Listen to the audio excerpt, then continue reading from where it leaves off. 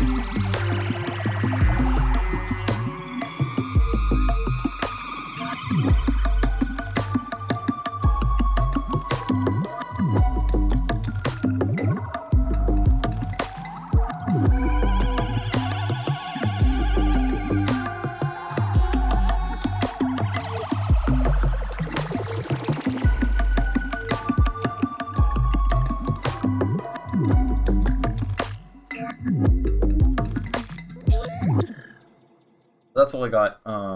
This before section, I was kind of trying to figure out instead of in triplets, because like the tabla, you know, it's all in triplets there. I was trying to figure out if I could do this in like normal 4/4, so I have.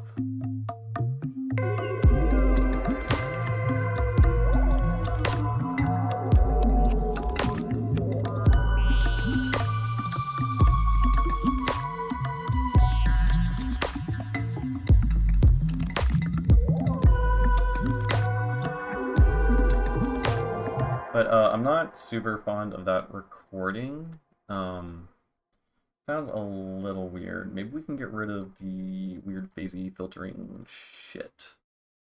Also, I don't know why. I guess this doesn't need to be up there.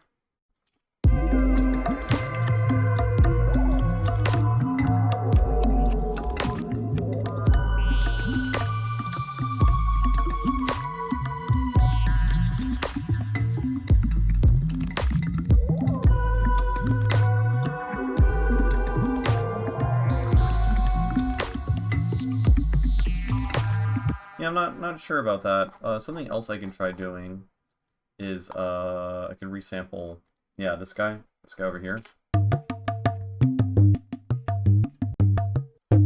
Right, we can just up the 6ing.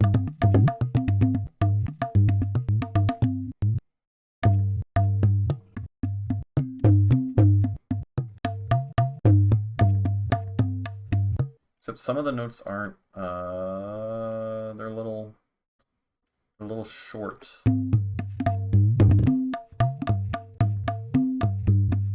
And it sounds kind of more like mechanical in general.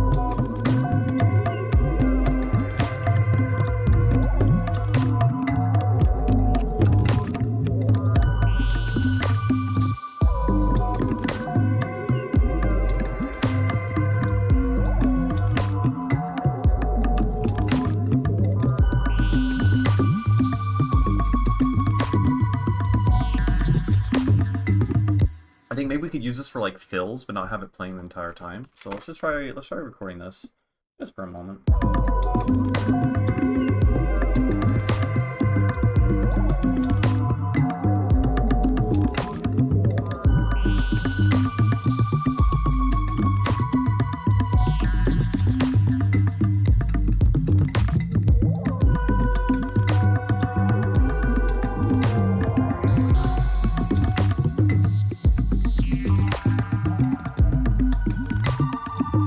I think all of this shit is pretty good, honestly.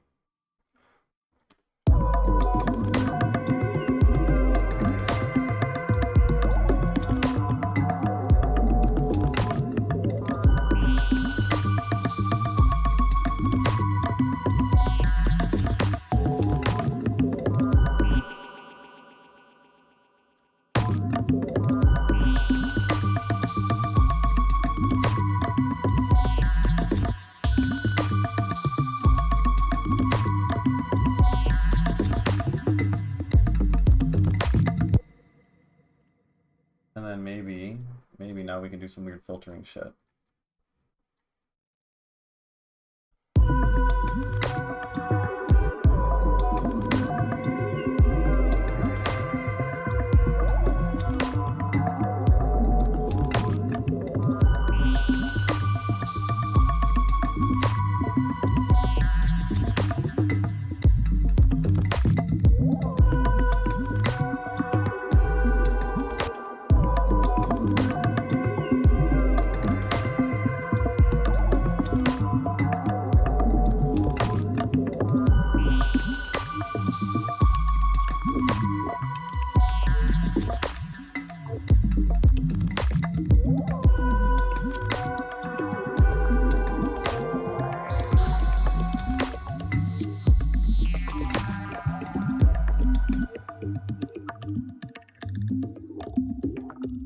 Like, this is kind of interesting. If you have an auto filter, right, and you have the phase at 180, that means you know, obviously that practically means there's a LFO on the left, and then there's an LFO on the right, and they're both out of phase.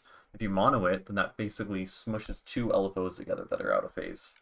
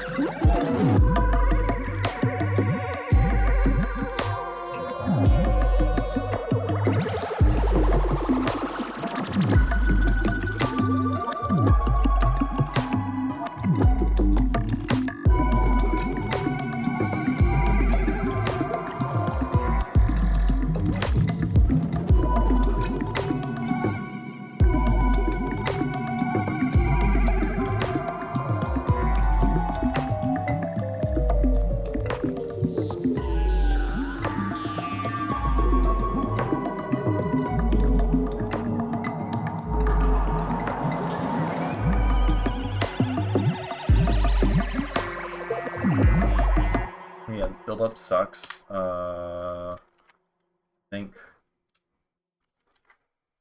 the toplet needs to be way more sparse. We could try making this a I forgot the word for it. The like Hindu word for whatever the toplet concept I'm trying to think of is when you're playing like much more sparse and stuff. Very seldom.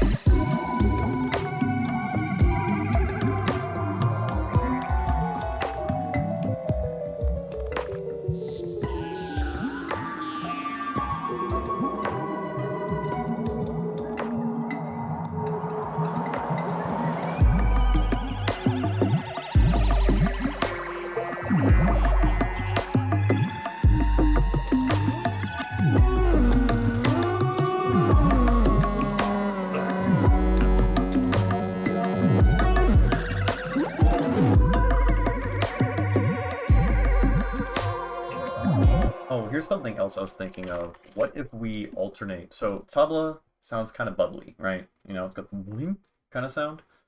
What if we use a bubble generator and then have them like going back and forth? Yeah, I feel like it's a good title. Well, we'll see if I actually make the best music right now, but I definitely should be like going to bed and fixing my sleep schedule, but here we are. I've always found that I make the best music when I'm like procrastinating something of massive priority. Or like if I have a massive deadline coming up, you know, really big school project I have to do. I can instead just fuck around on Ableton and make some of the best music ever. So the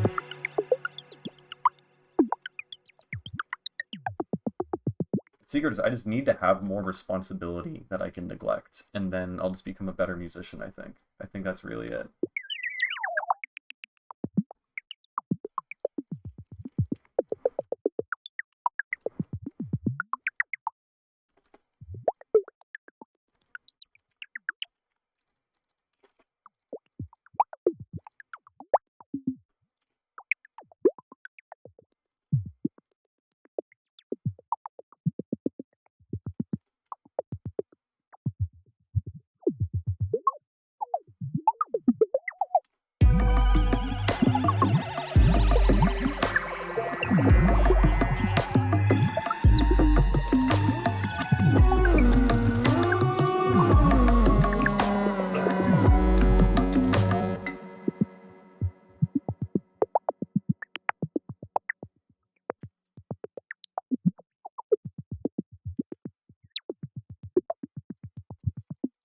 And then this also needs to be in triplets, obviously, right? Da, da, da, da, da.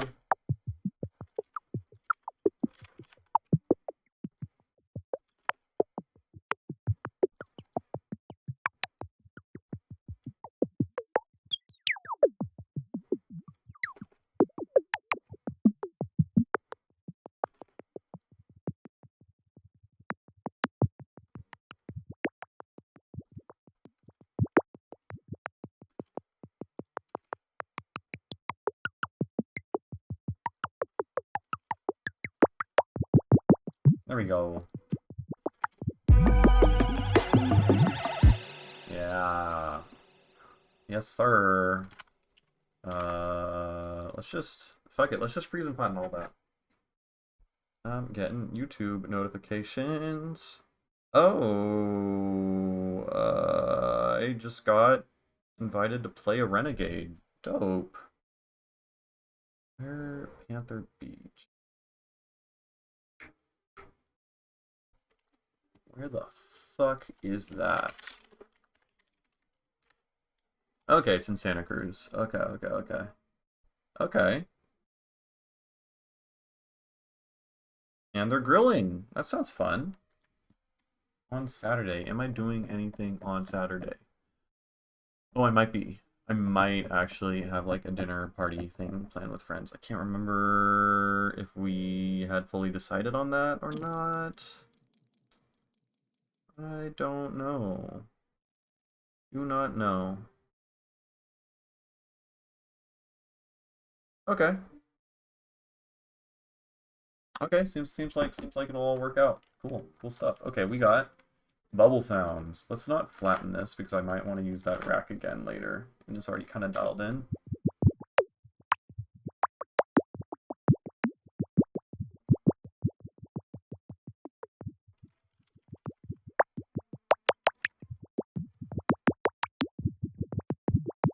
Okay, I'm not actually that fan. It's a little bit wobbly.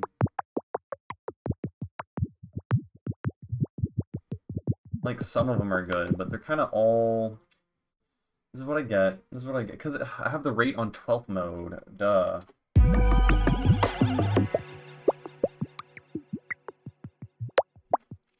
Okay. Let's just record from this guy, and then we can tweak it in the meantime, I think. Right?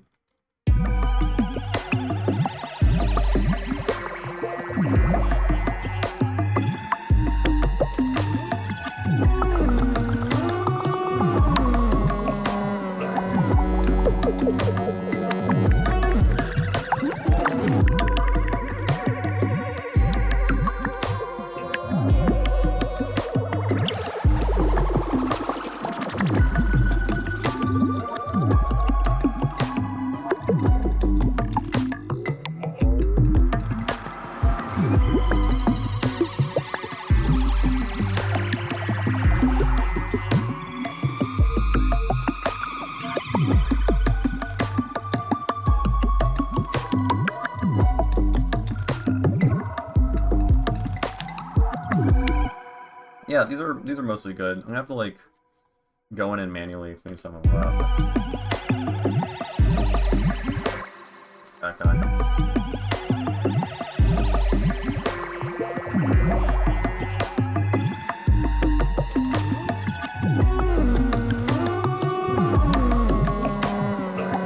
Now we need a little bit more high end, so maybe like an erosion or something. Probably not.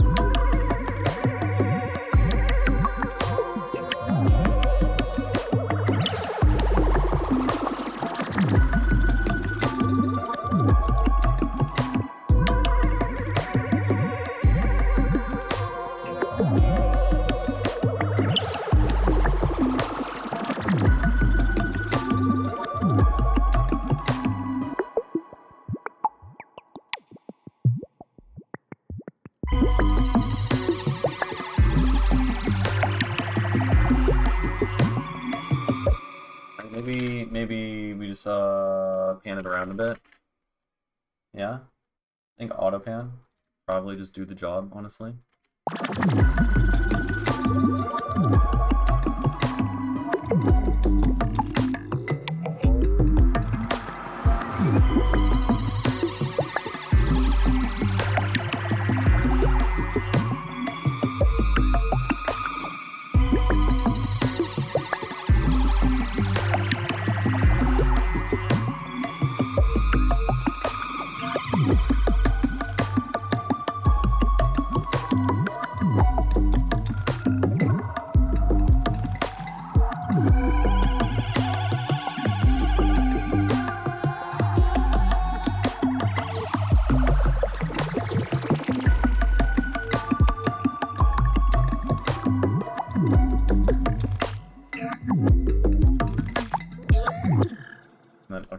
sucks.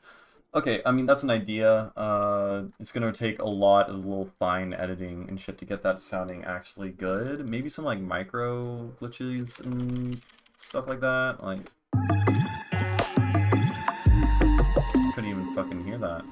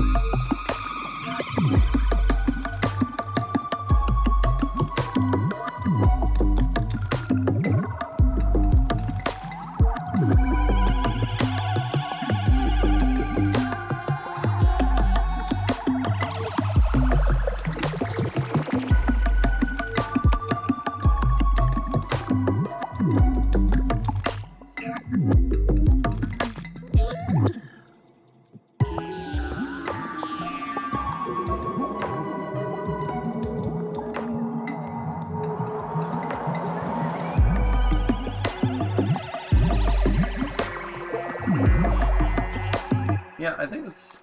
I don't know. Let's flesh out this drop a little bit more. This before section's kind of a weird... This whole song's fucking weird, man. I don't know.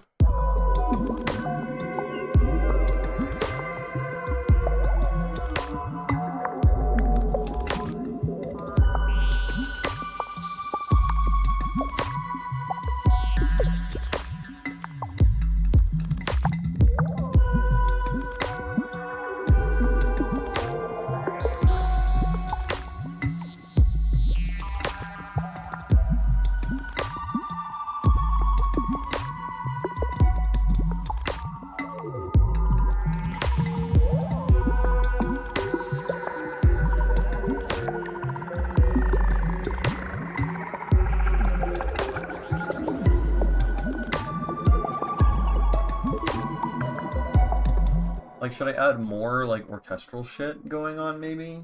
Keep this section more, like, harmonically and melodically interesting, and then the drop gets all percussion-y with the tabla, right?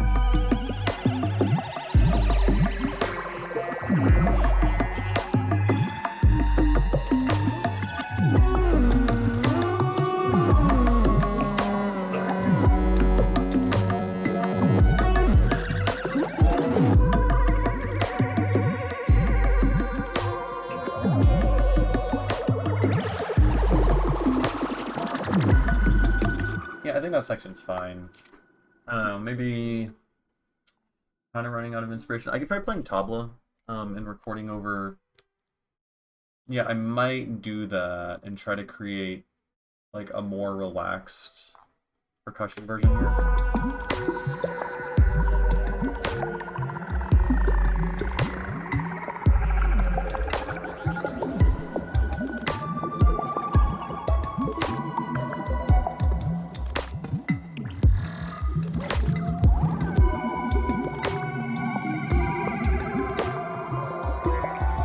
Or honestly, maybe I should just work on a different song. I think that might be the move.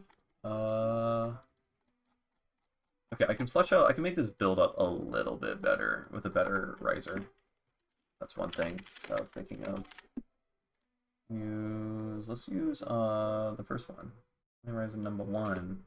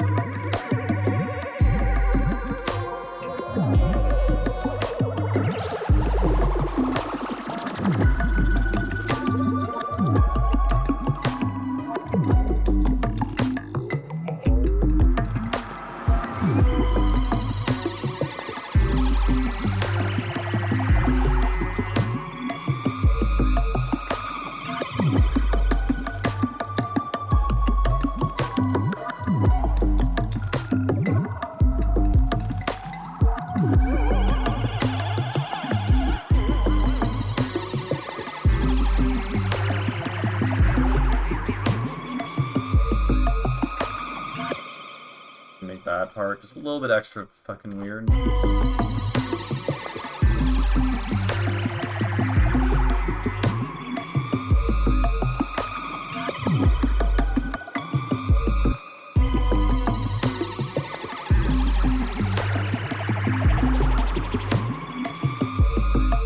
Okay, but when I do that, then it kind of like gets drowned by all the background noise, right?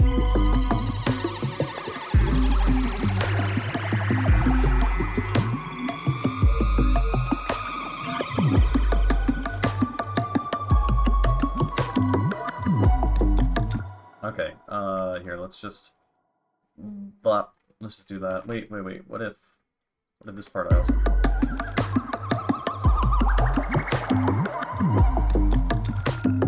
Yeah, I kind of like that too. It's like...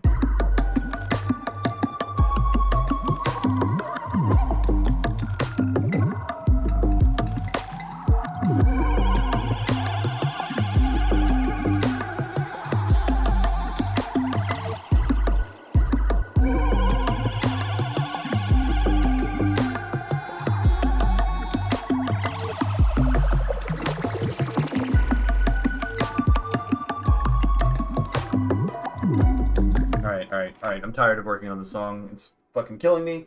Let's see what else we have. That song is pretty much done. I just finished that in one sitting. The song sucks. That song doesn't inspire me at all. That song I'm collabing with Rhizomorphic on, so I'm not working on it. This song will probably break my Ableton. Hey, what's up, Cam? All right. I'll show you what I got going. Yeah, this is me. I'm playing tabla on this. This is like the first good song I got going where I'm really like paying attention, or I'm really focusing on the tabla. Yeah, it sounds pretty good. Here's Shitty Breakup. We'll go over here. Really soak in the scary vibe.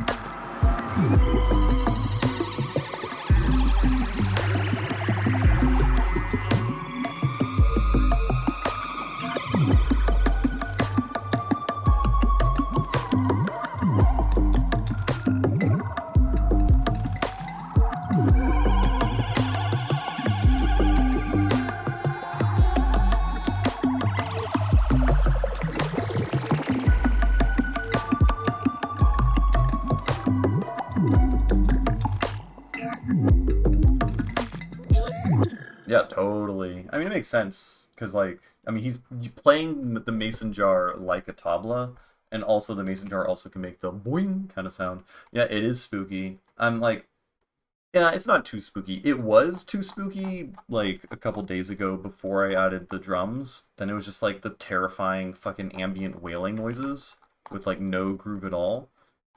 Which I vibed with. I thought it was cool, but like that would probably just scare all the hoes if I tried playing it out or something. But now I think this could work. Now it's pretty saucy. This before section though, kind of fucking weird. I don't know. I'm gonna try to get this done for next month for the emergence camp out thing, and I'm gonna play a lot of like unhinged, like fever dream ayahuasca jungle kind of stuff. Okay, I kind of cheated. I played a bunch of tabla and then I ended up cutting up and placing it in sync. So it's definitely all synced and quantized. Um, and a lot of little micro editing and then placing phrases around and stuff like that because I kind of suck. And then this earlier section, the raw tabla, yeah, I can play it actually. Let's see if I got this fucking like got this all set up properly. I'm gonna have some technical difficulties right here in 2 seconds. Activate this camera. Yeah. Okay. That's what. Why does that looks terrifying? Oh, that's the microphone. I'm so confused. Okay, okay. Give me a minute. Bam. Where's the video? I just made you appear. You should be somewhere. Video? Oh, it's over here. There we go. Hey. Video number 2. Look at me. It's glitching the fuck out. Okay, I think I have to close this guy for this guy to work better. Yeah. Okay, hold on. Everyone fucking relax. Things gonna be just fine. Look at my disgusting closet in the background. I love it. Guest list me, please. Yeah, I don't know. We'll see about that. I don't know if we even have a guest list. There's not that many fucking people even going. Which, like, I'm surprised given how fire the lineup is. So, at least the capacity of the place is kind of fucked. Wait. I'm still confused and everything. Oh, I have so much shit on this desk. Okay, the keyboard, you move down. Tabla, you go up. Go like that. Why is the frame rate so fucked? What is wrong with this fucking frame rate? Sir. Okay, it works sometimes. Super weird. Okay, switch microphones. Here we go. So this is the tabla. Interesting. This guy is tuned a lot higher than before, so I guess it's like less humid or something. I don't know. I mean, it's been fucking hot today, so that's probably it.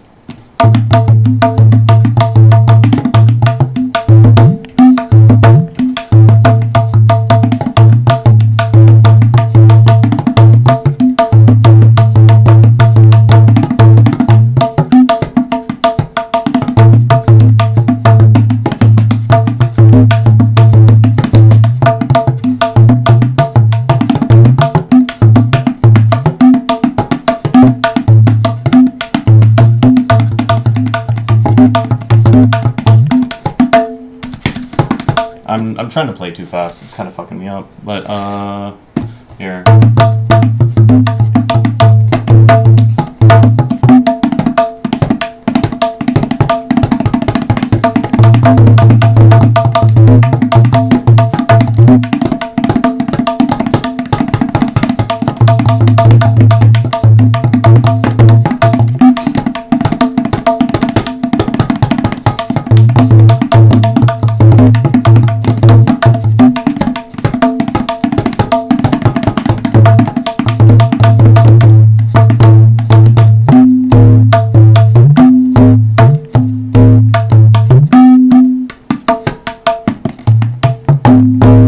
Is that the lick from the song? No, in the song I'm basically just like playing. I just played a shit ton and then I just cut up individual notes and phrases and stitched them together into something that sounded kind of cool. So I totally cheated in the song.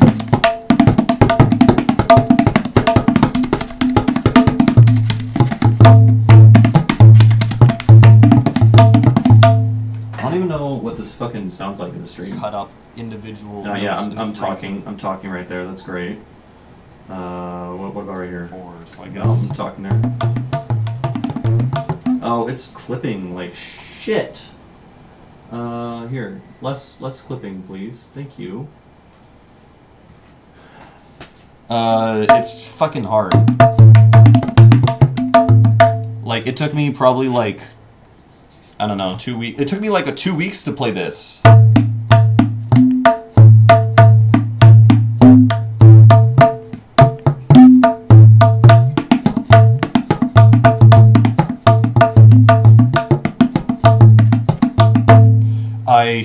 because I was thinking, okay, if I'm gonna like make the song, it would be fucking sick if I can get a video of me playing all the tabla phrases and then like syncing it up to the thing, or playing all the tabla phrases and then importing that so the tiny little human imperfections and shit are in the song. I think that could be super fucking cool. And then inevitably down the line, when I incorporate tabla into my DJ sets, because I'm gonna be that fucking guy who brings a tabla to a club, then I can bust out the tabla and play it to the beat. That'd be sick.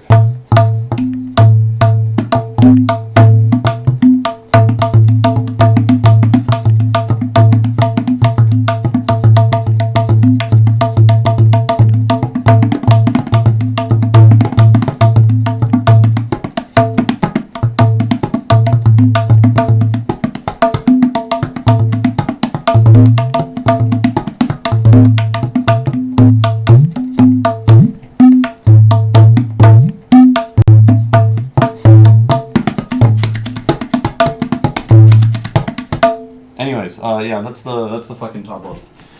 So, here, let's pop that guy out of existence, this guy back into existence. It's frozen because everything sucks here.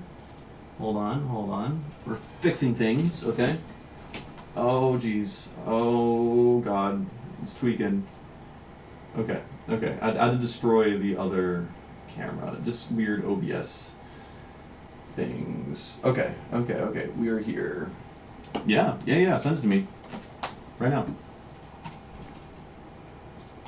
Yeah, just drop it in the feed. Oh, you already fucking did. Look at you go.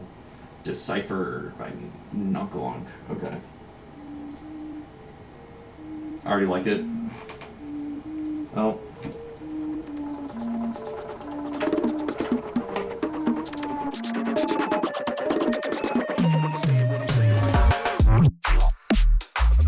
Yo!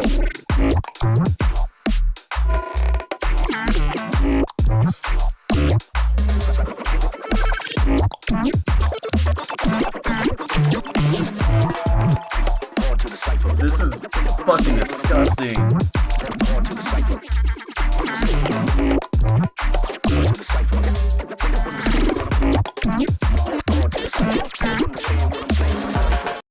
That's fucking fat. Oh my god, that's disgusting.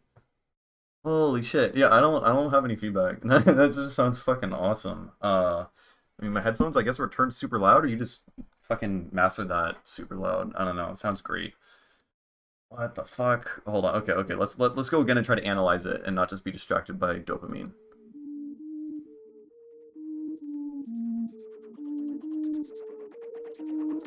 Yeah, this might be my favorite thing you've made so far.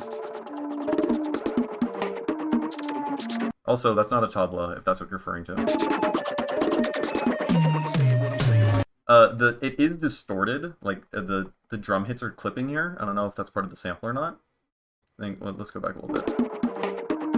Yeah. It's kind of a vibe, but I would dial it back just a little bit, whatever like saturator thing you're using.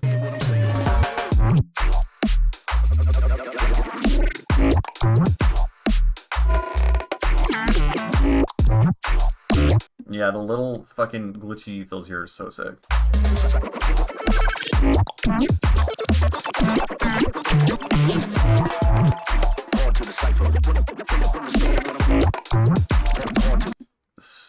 Dope as fuck bassline too.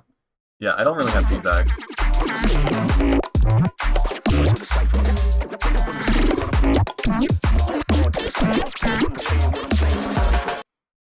Yeah, no, that's high praise. Cam has good taste. Yeah, that's fucking sick. No real feedback besides some like mixing stuff in the beginning, but you know what needs to be done. So just work on that and just make it longer, which that'll be tricky, but I think you're onto something really good there. So that's fucking dope. Thanks for sending that. Damn, now my shit in comparison, I'm like, okay, let's see what we got here.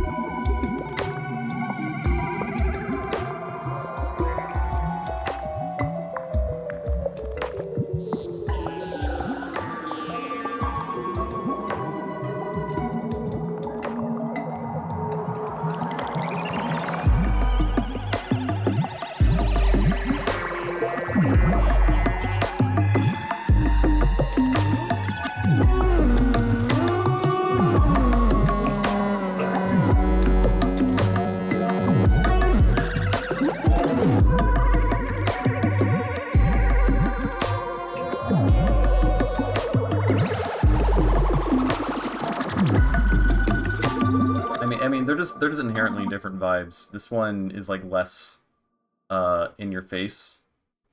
It's like more of a subtle banger, question mark.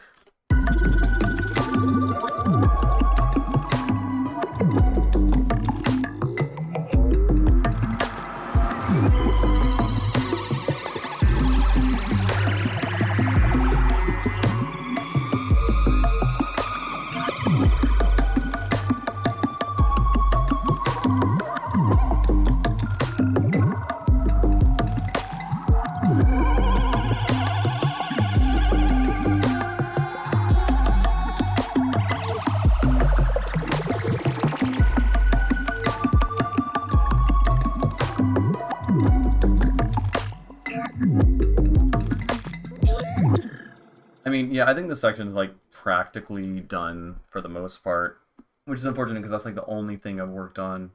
This is a hard song to work on. Some songs just like everything comes together immediately. I'm done in an hour.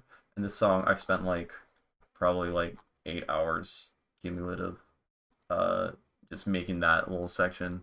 But mixing down live drums, mixing down tabla is a pain in the ass. It's so fucking difficult. I'm just not used to mixing live shit, I guess.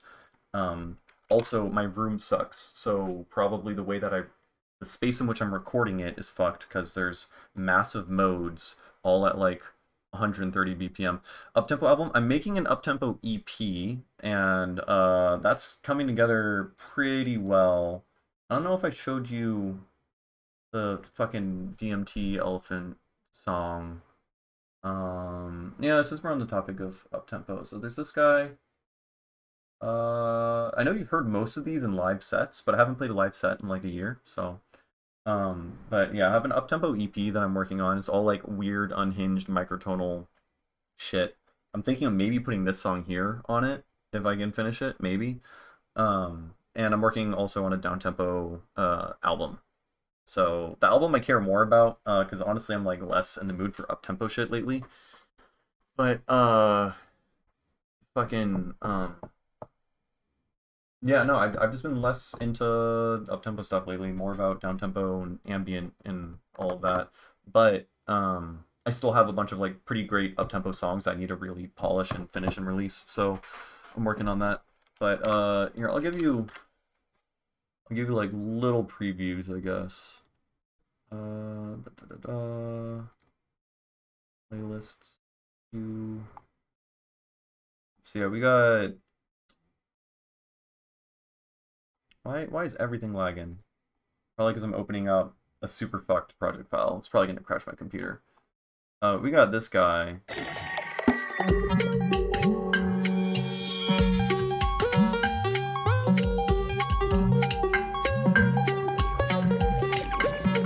I don't think that's the right version. Hold up. Everyone chill the fuck out.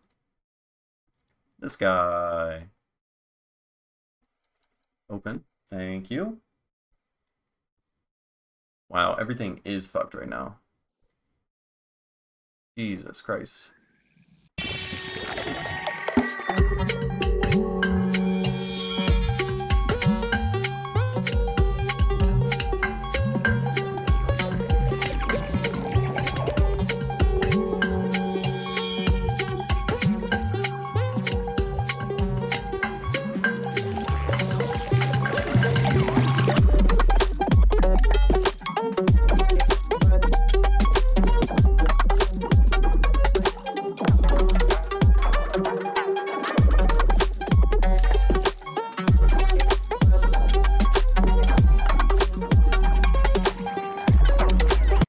Some of the like melody notes when they get kind of low and bassy, I'm doing some weird wave folding thing, and it sounds kind of muddy and fucked. I need to fix that.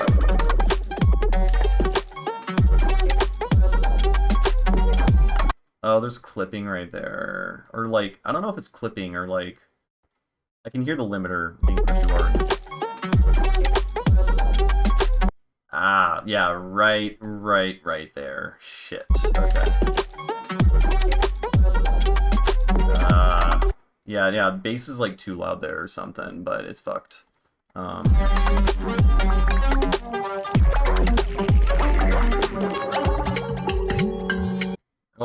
oh, I guess maybe. they're all swung, and so it's probably swung like a triplet. It's a 7-beat polymeter, but it's also swung. So like, you know, every like 2 bars or whatever, it gets offset by 1 backwards, but it's also swung. So the notes that get swung are alternating every other time. So it's kind of a weird thing.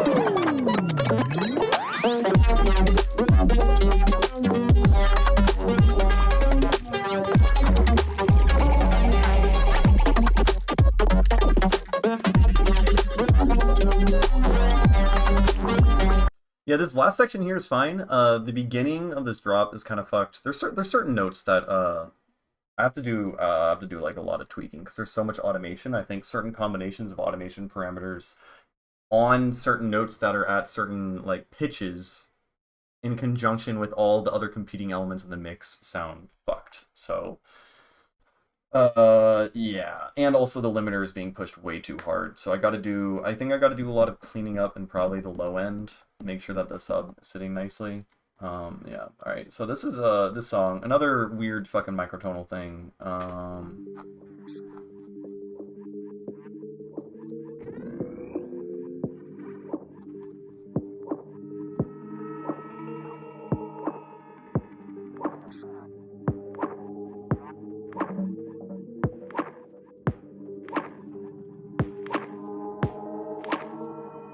I think these drums suck. I should probably just get rid of the drums right here or change them.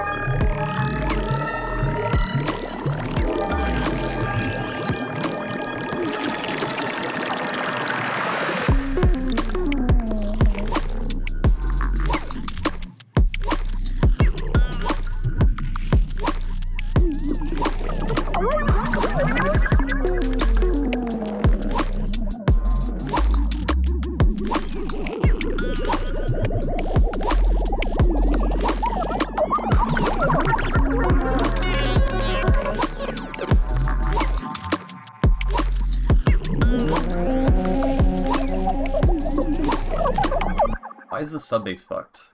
What's wrong with the sub bass? Why is it stuck? Oh, the LFOs are broken. Yeah,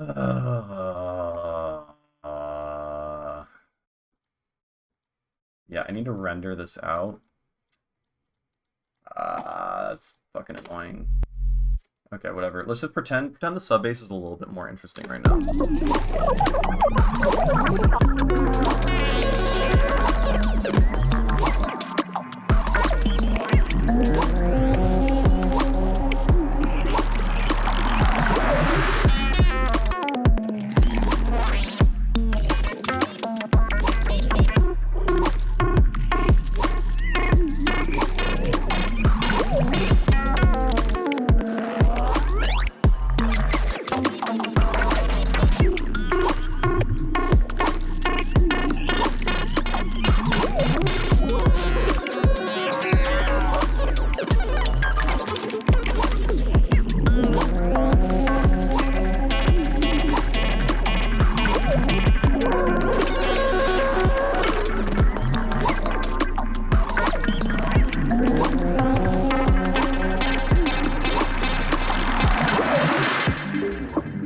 So, what's cool about this song is I'm automating. I just clicked on something. Whoops.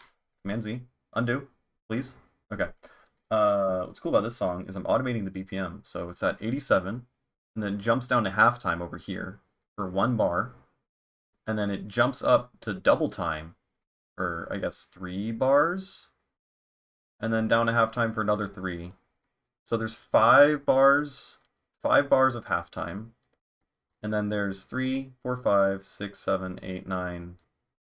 Oh, I thought there would be 10.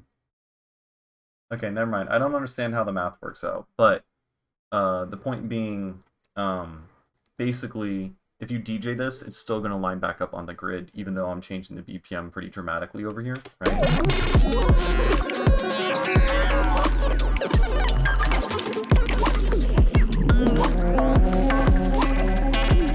Right? Which I think is pretty cool. This section over here kind of suck. Stop fucking clicking on that. Anyways, this project file's fucked. I need to like restart my computer when I come back to it. So, that is pretty lame. Which means other projects are probably also gonna be fucked. Okay, here's what we're gonna do. We're gonna completely close Ableton, and then we're gonna open up a brand new file, and we're gonna make a song from scratch. Oh boy, everyone's favorite, songs from scratch. There is also, I don't know if you can see, there's a cat in my lap. She's really, really pretty. She's rubbing her face on my desk.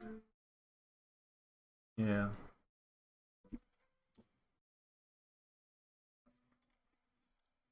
Why is Ableton taking forever to close? I just want you to close, okay? See, remember when I said this project file fucking sucks? That's the thing I need to do, is being more, like, smart with my project files. If I'm using, like, really crazy, complicated effects racks with, like, 10 LFOs in them that are routing to multiple different channels, bounce that shit out. Don't keep it in the project file forever. Like, it's using up all my CPU. Like, is there cat hair in my mouth? What the fuck? That's disgusting.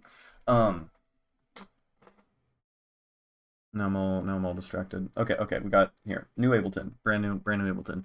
But I need to just bounce that shit out to audio.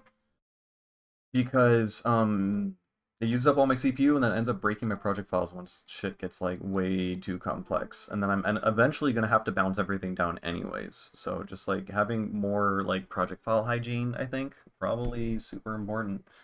That I'm definitely missing. Speaking of hygiene, I should clean up my desktop. Like, it's really not that bad compared to other desktops, but I'm over it, as they say.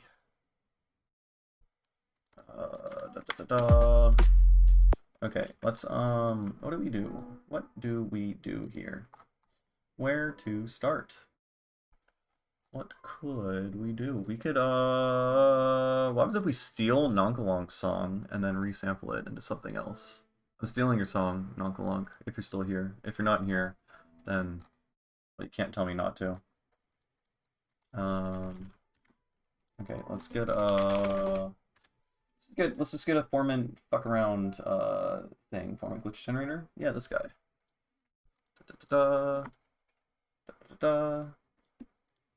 Okay, we can take this guy, which is a fucking banger. What are you?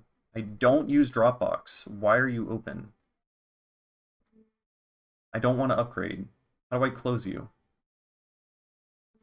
Go away. The fuck is that? Oh my god. Okay, so we got this.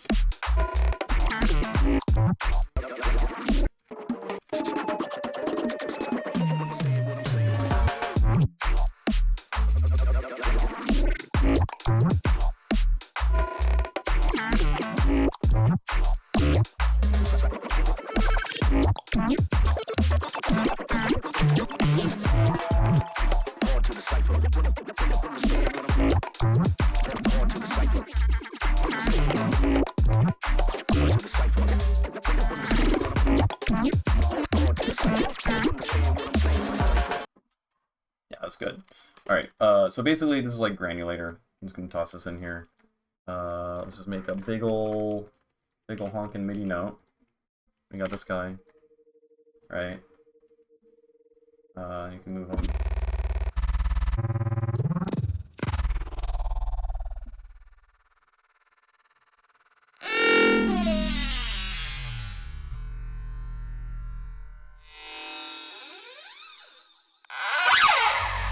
Oh shit. Okay. Okay. Alright. Let's just see what we got. Let's make this like a really long MIDI note. So I don't want it to fucking reset in the middle of me doing this, okay?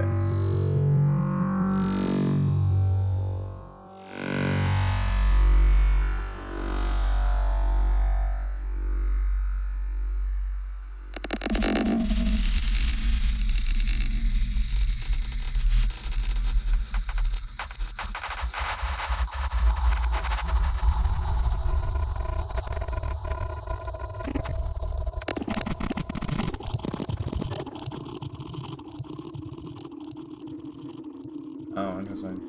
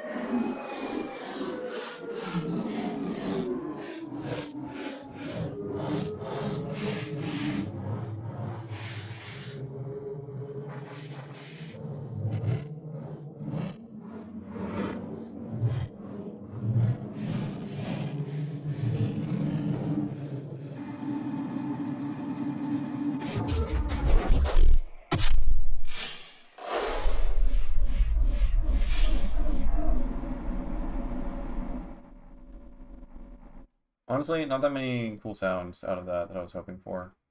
I know... I know there's like effects and stuff like that, but I can always just do that later, right? But there's some cool shit. There's like... Where's this guy over here?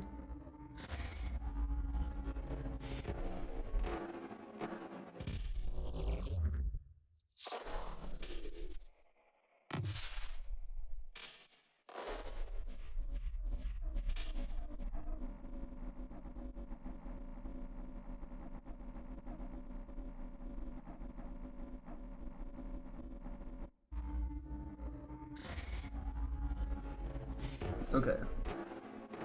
So we got, that guy's kind of cool. Here, let's just go through, grab some dudes, and see if we make a song out of this. A spell book? Yeah, no, that's a good idea. Definitely done that before. Don't know why it didn't really occur to me. Maybe I should just use this also on a different sound, right?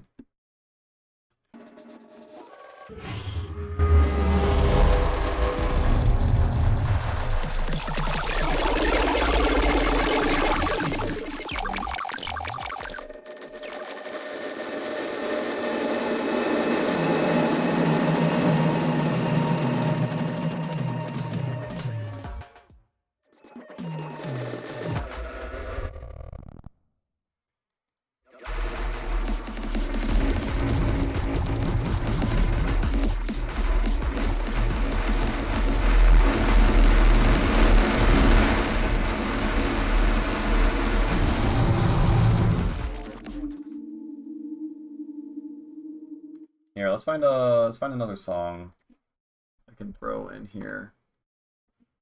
Like this guy. Come on. Oh, there you go.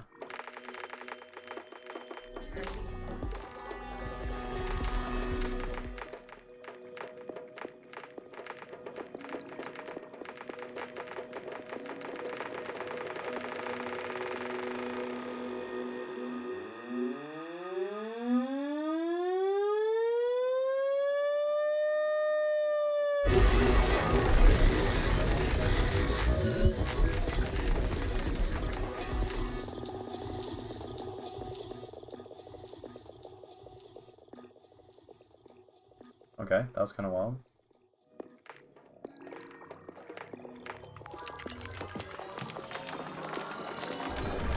Oh.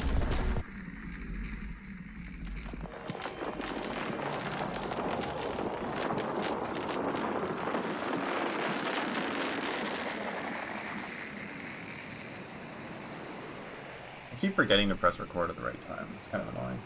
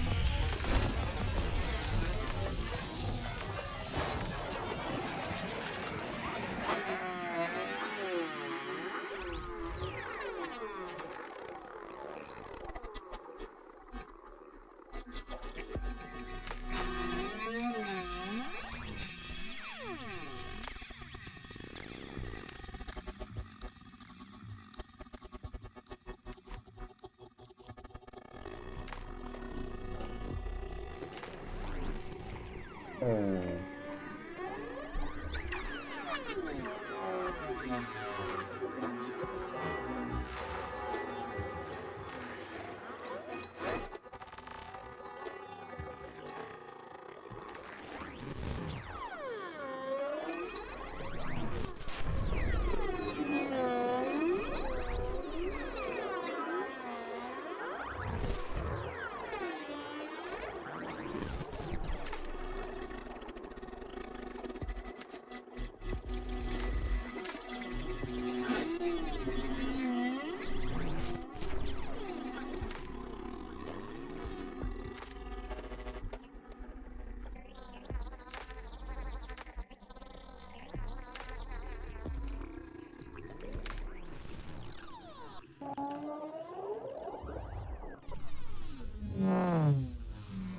Okay.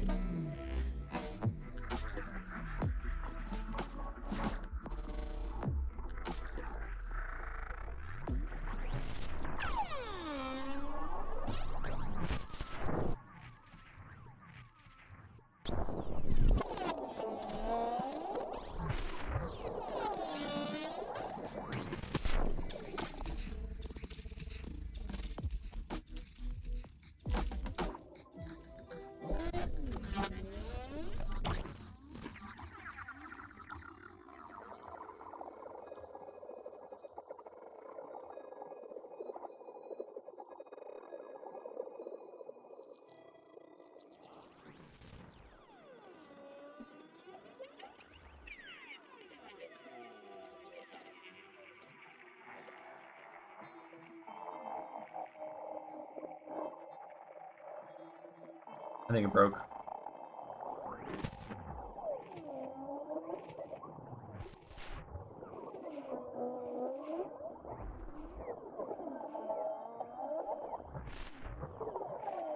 I just tried to drag a a new song in, and that killed it. I mean, it's still making audio, so yeah. No, granulator kind of fucking wild. You could just keep swapping in and out different songs or sounds or whatever, and then it's just infinite amount of shit. Oh, I just realized my grain window's been super low this entire time.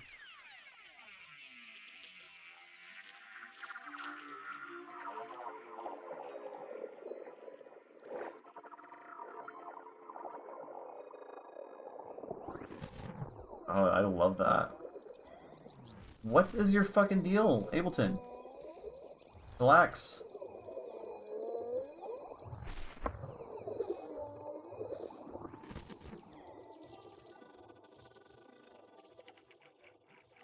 I might have to just like force shut the whole program. I don't know what to do at this point. I don't think this has happened before, where it's not responded for this long, but it's still constantly generating new sounds.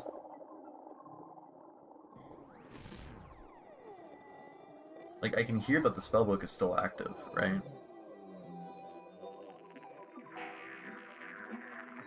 Which sucks, because this sounds fucking great. And this isn't a saved project, so there's no backup or anything.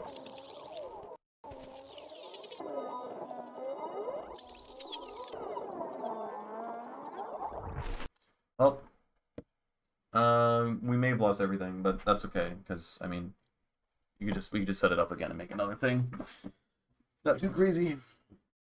I would like to recover my work. Yes.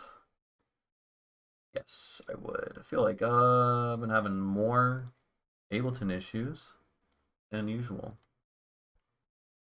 And a wee bit, tad bit frustrating. I'm gonna confess. Yeah.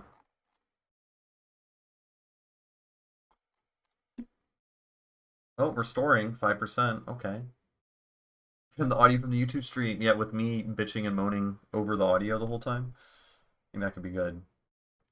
Yeah, because it's what, it didn't finish recording, I'm guessing, so it's not valid because it's still writing.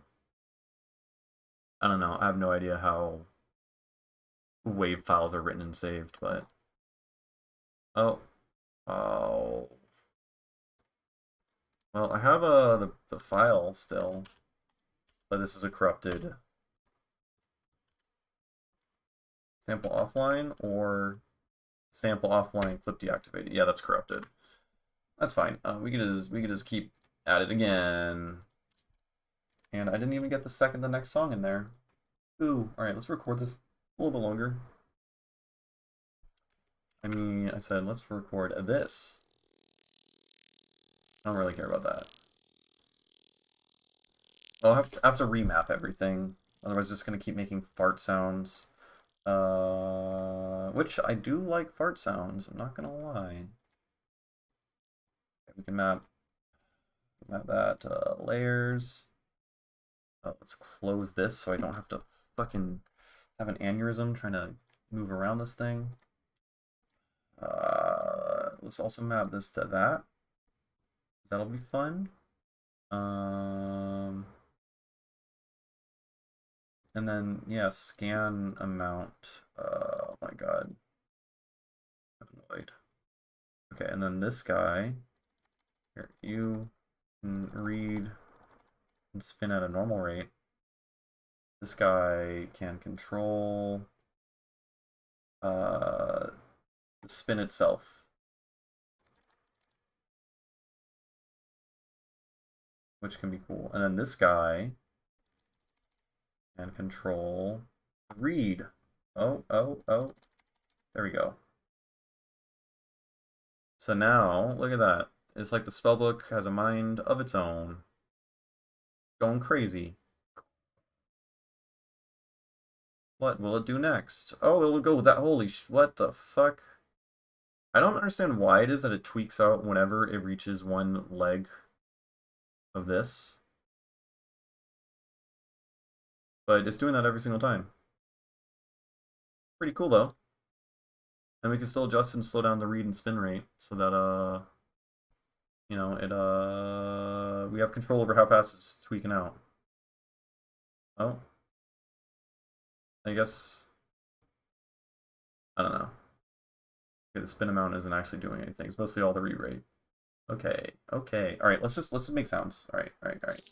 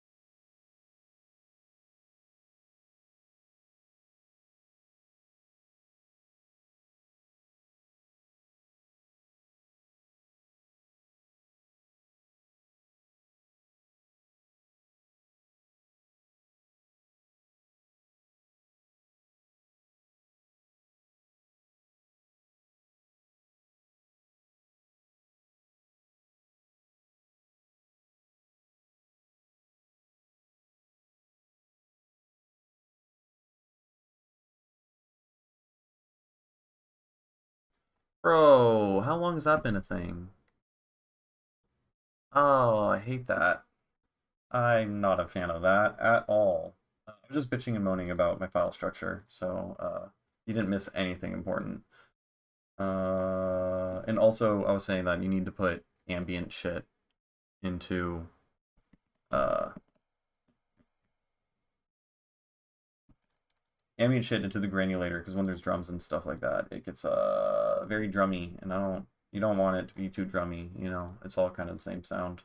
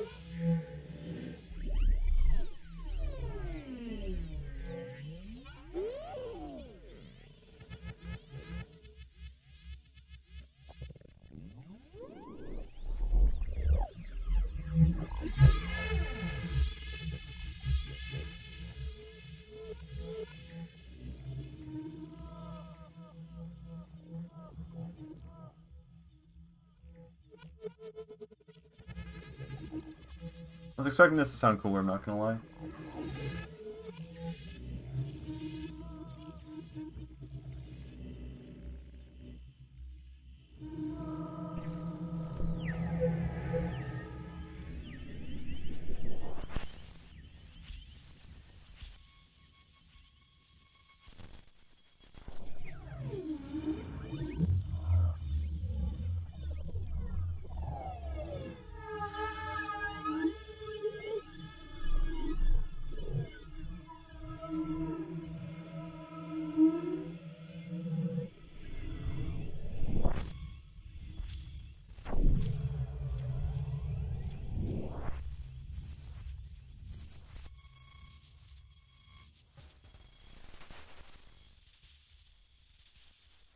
Yeah, yeah.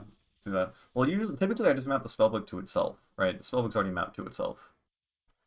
How do you post-process this kind of stuff so, so it's muted down or pick the brightest bits? I don't quite know what you mean by muted down, but yeah, like most of this is unusable, but you just go through and find the bits that you like the most, and then you stick with that. So, here, if I want to make a song, right?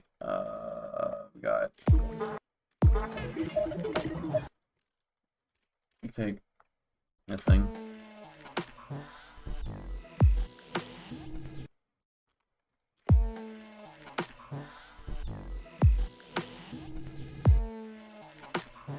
That's a song right there. Plug it.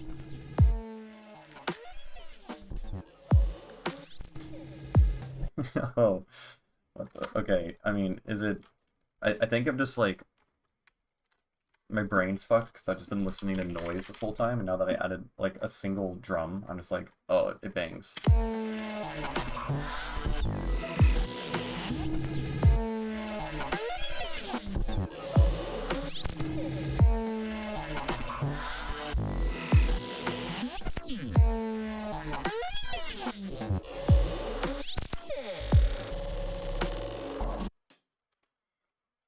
Banger.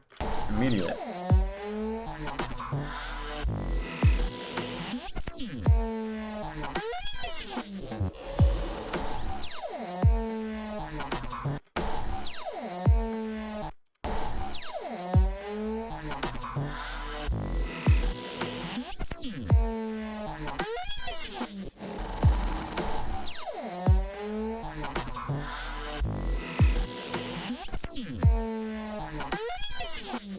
Okay, I don't know about this little... I don't know about that guy, but we can always just stretch this whole guy out and repitch it.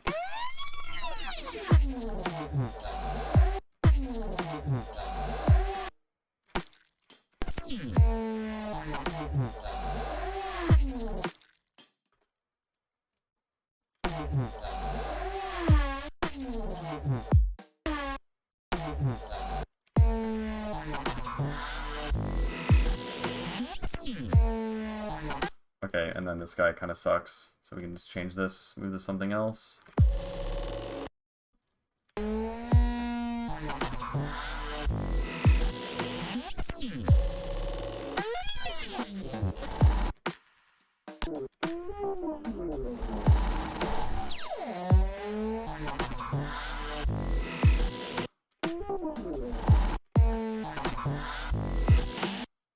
Okay, I'm realizing that this sucks now after I'm realized that it sucks.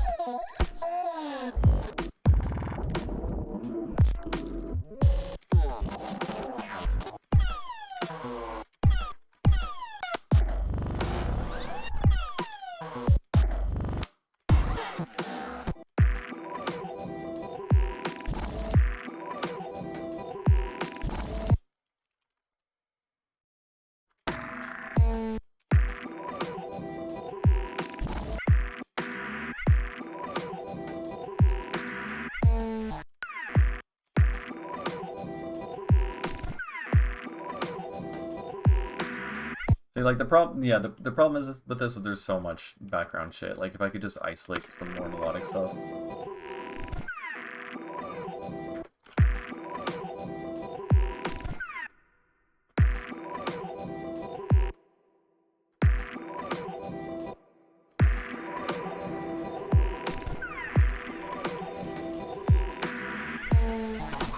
Ow, ow, ow, ow.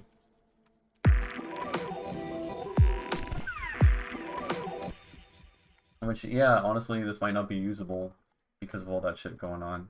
So, this isn't like, that's the main, my cat screaming at me. That's like the main weakness, honestly, of doing like granular shit.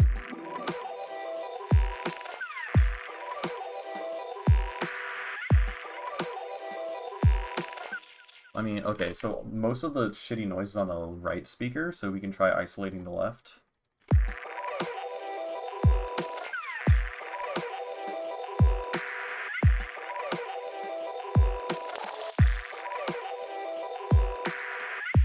Like, that's better, honestly.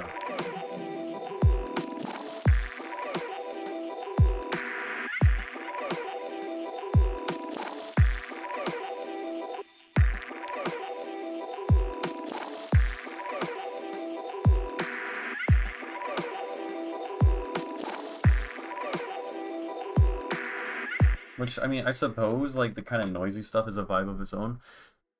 How do you go about adding low end to those mid-rangey noises and have the subline match the pitch bends? Oh, the subline doesn't match the pitch bends. I just say fuck it. Or you just make the subline pitch bend on its own. And you just do other pitch bendings. Alright, my CPU is broken, so I'm deleting this.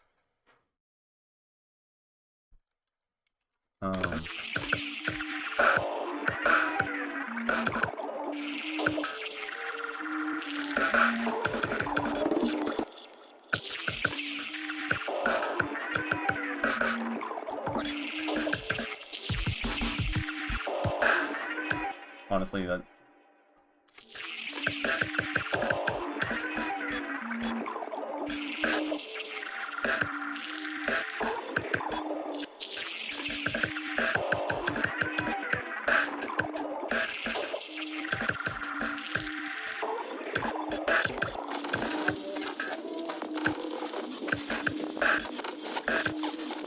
Alright, we're making IDM. I don't give a fuck. The drums? Yeah, I'm gonna be doing. So, for whatever reason, the Max device broke. We just slapped that back on there.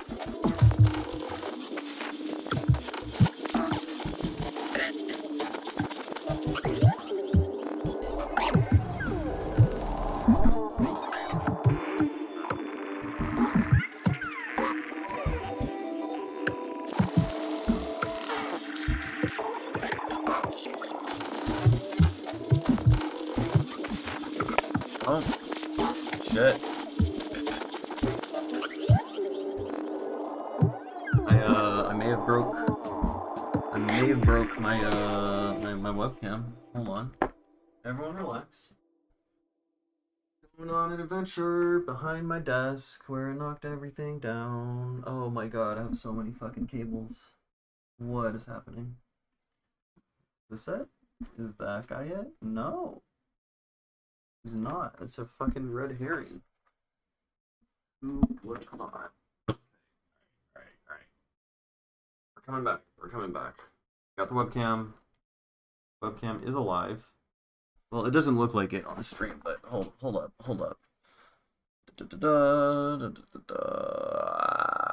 Deactivate, activate. Yeah, you better know. Cool. Yay. Okay, we're going back to this weird ass shit. Honestly, I think I'm just gonna fucking record just the drums. 'Cause I don't know, I'm feeling in a weird IDM kind of lo-fi distorted, I don't give a fuck about mixing kind of mood.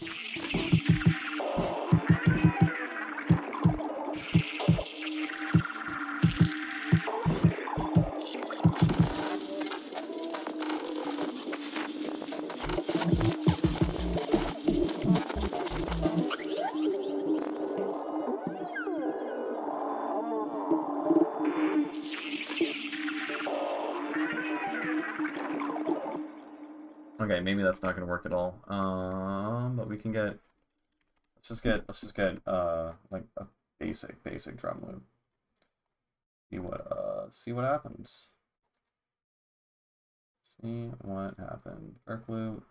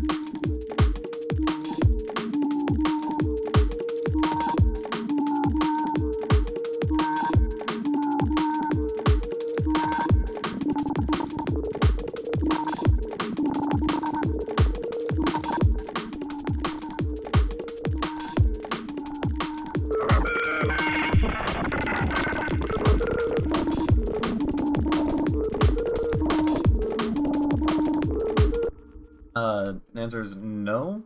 I mean, I use the spellbook for like everything. So if I was to say, like, if you classifies everything the spellbook does as one technique, then that. But I don't think you can say that. Like, I don't. How do you define a technique?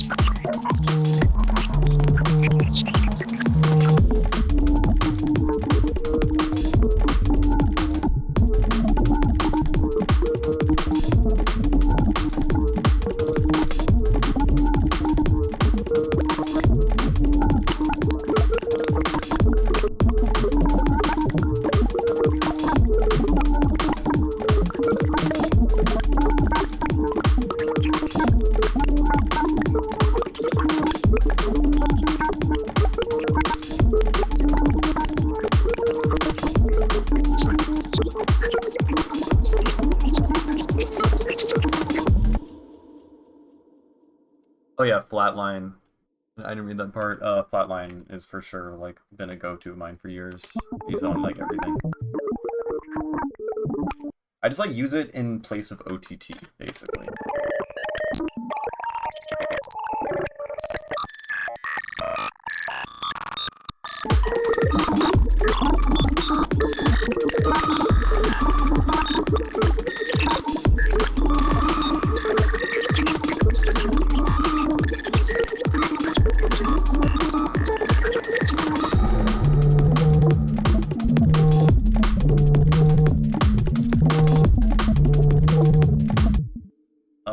This is kind of cool, I think. It's pretty fucked. It's pretty weird.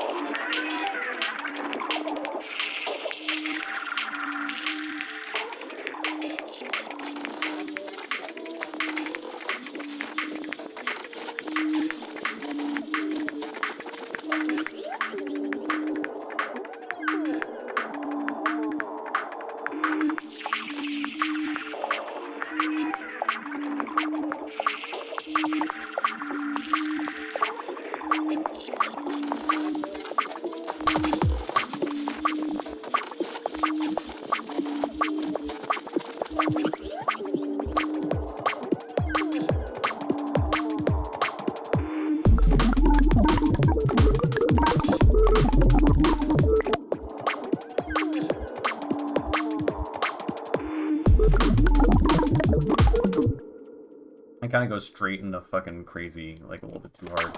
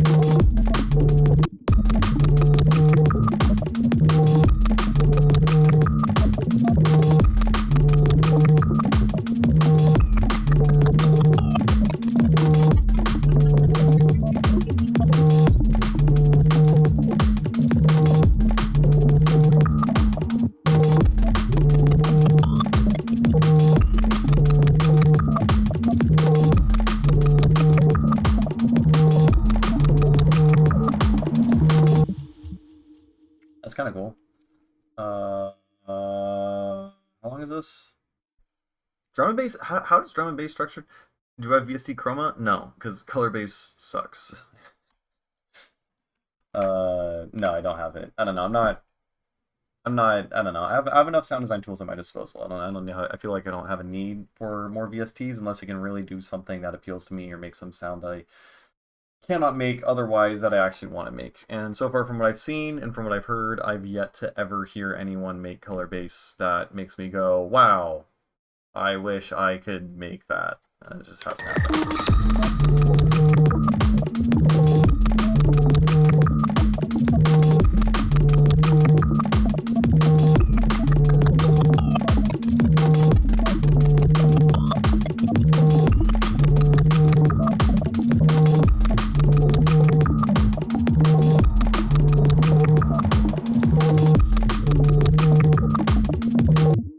Okay, do we make... Okay, we got... How is drum and bass structured? It goes on for, like, ever, right? Like, there's, like, no breakdown. I mean, I can make a breakdown, but... I don't know, we got 8, 16, 30... I feel like it could keep going. Which I suppose that means we should. We can also try going into halftime and being kooky, but honestly, I don't think this is a song that's meant to go into halftime.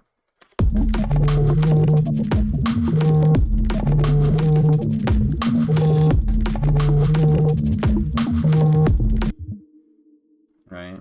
We can go. I need like an. Gotta say, this is one of the downsides of working with audio.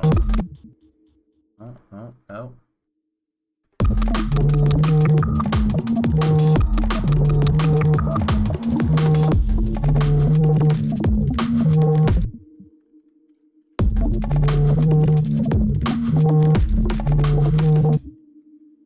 Like that kind of, and I'd have to do some crazy sound design switch up thing right here, right?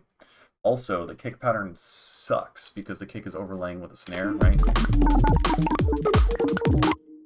Can't have that. There's also kicks coming in from the drum that I haven't cared about.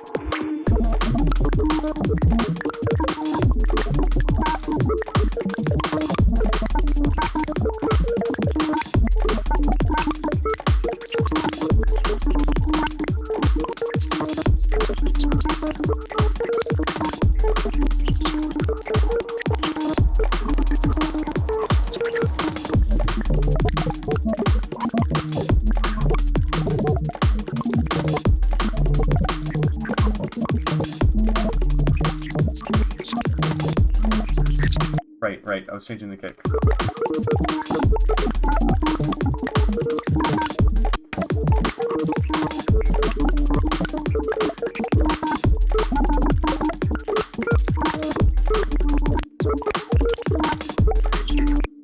Right, so I could just do that and then duplicate that across the entire thing.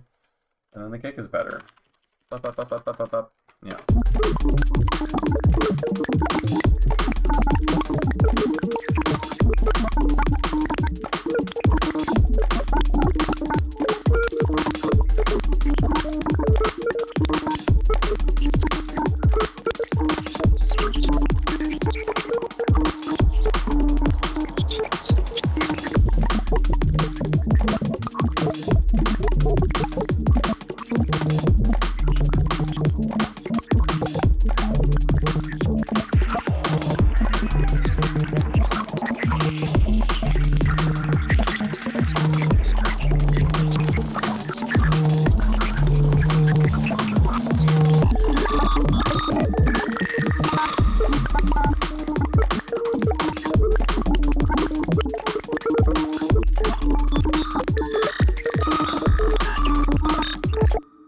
Gotta do it again here, but make it a little kookier. Maybe put a little redux on that bad boy.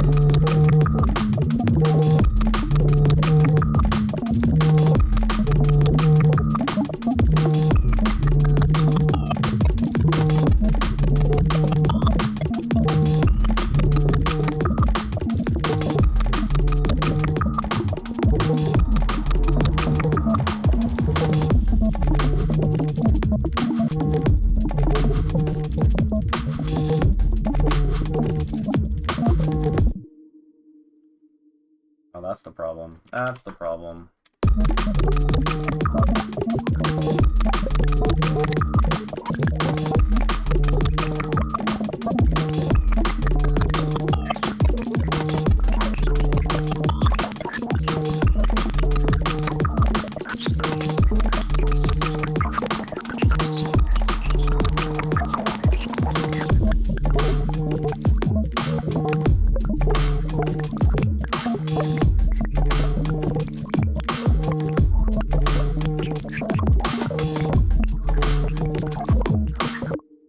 It can work. It definitely can work. Shout out drum loops for not having to fucking think about making drums. Can we just take that snare and yoink it and then bop bop bop bop. Put you right there, make you normal, and then loud. Yeah, I think that's the move. That might just be the move. And then every maybe 4 bars we could do this.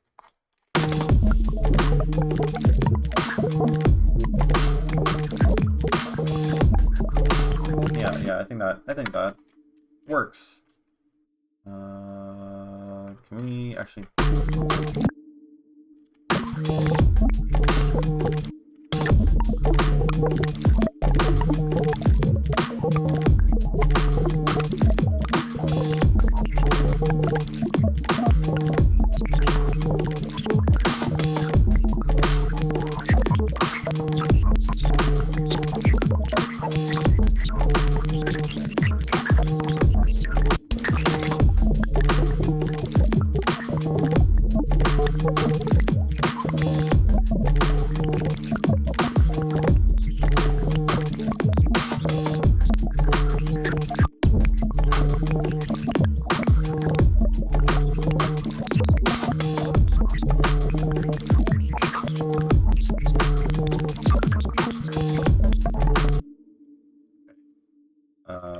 I think this is kind of working.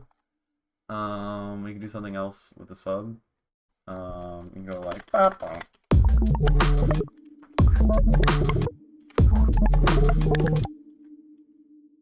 What the fuck is this note even? What are you playing? Are you playing notes?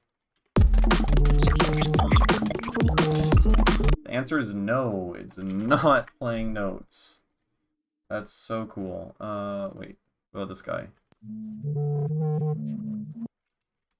Because I think the other thing I was putting on was not good.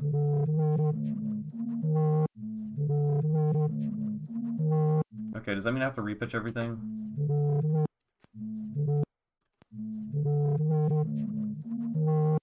No, fuck that. Fuck that. It's sub bass. A sub bass doesn't have to be in tune. Come on. But this is actually playing a D, not an E, mostly.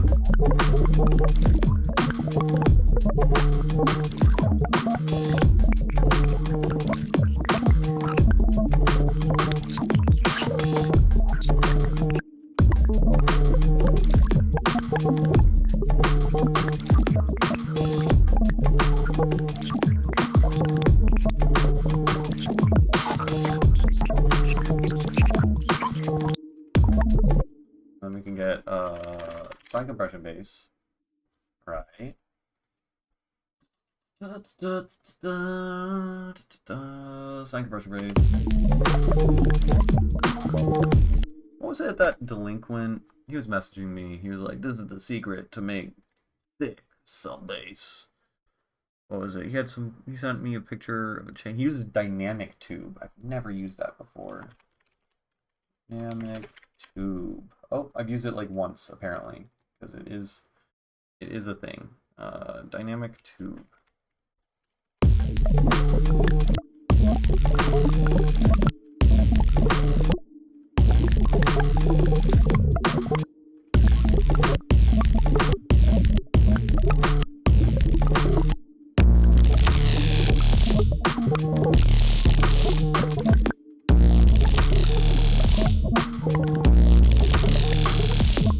That's kind of wild.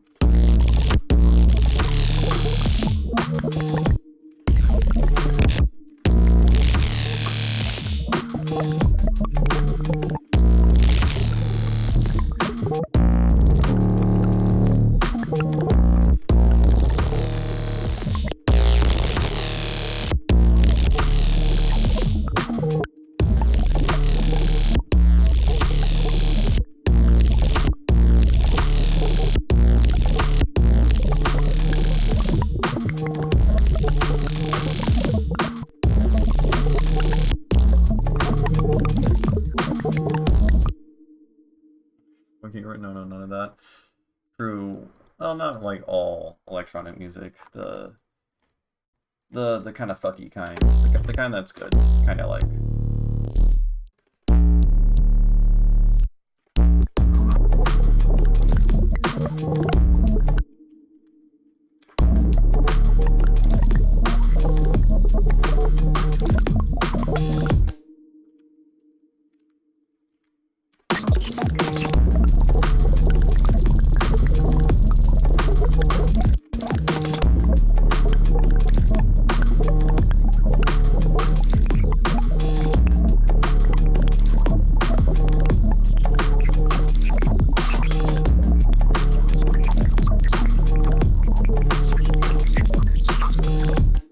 I think that's pretty cool. I think that sounds pretty good, I would say.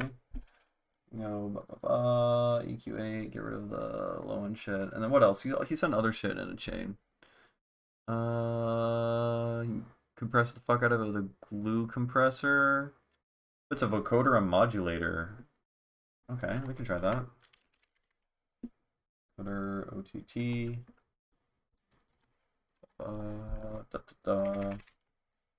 We can put the OTT on like a low amount.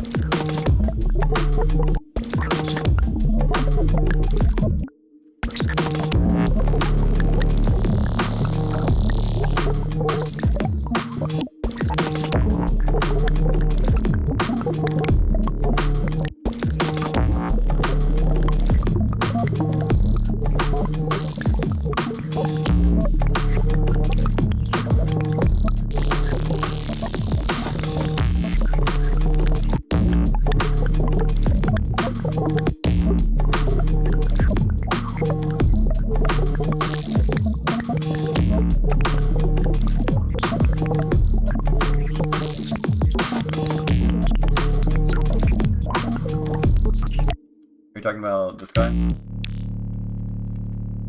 It's just a sine wave. If you haven't seen Frequent's tutorial on sine base compression, this is what that's from. Kind of a legendary tutorial. Really cool on just like sine compression base. So I'm just taking that, and then I guess it's dynamic tube on these settings. Shout out Delinquent for telling me to do all this. And then, yeah, he just said dynamic tube followed by a vocoder. Honestly, well, he's fucking with the vocoder a lot more aggressively in the filtering. Some shit like that. Right? But...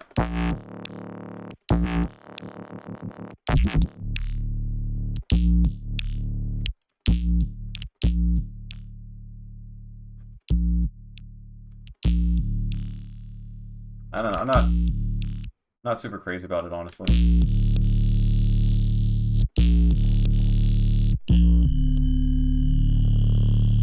Okay.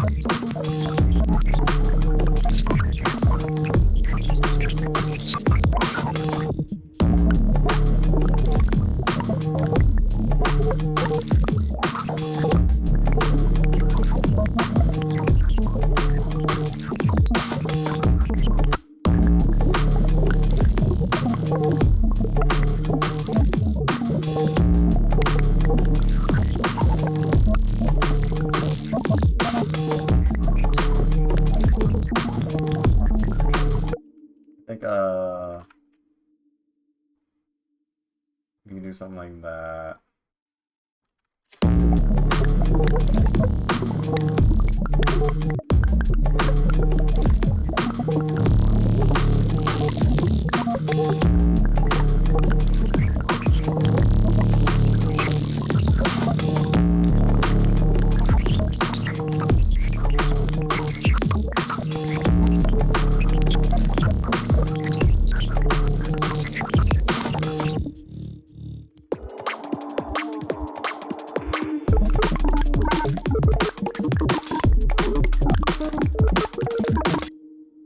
Get a clean sine signal, stock saturator on it, digital clip mode, yeah, lower the output to match the substantial gain of drive. It'll work too. I mean, it'll clip the fuck out of the thing, but I think most... That'll just kind of... I mean, it might sound good on the end of this chain, but like if you're talking about sine compression bass, you get a lot of more interesting stuff out of the like non-linearities and using multiple different like compressors on extreme settings, and that's what gives the extreme crazy high-end shit. I feel like if you set it to digital clip mode, then it just sounds like you're clipping a DAC or something, right? Which is kind of a cool sound in and of itself. But you know, let's actually try where the fuck here, this guy. Saturator digital clip.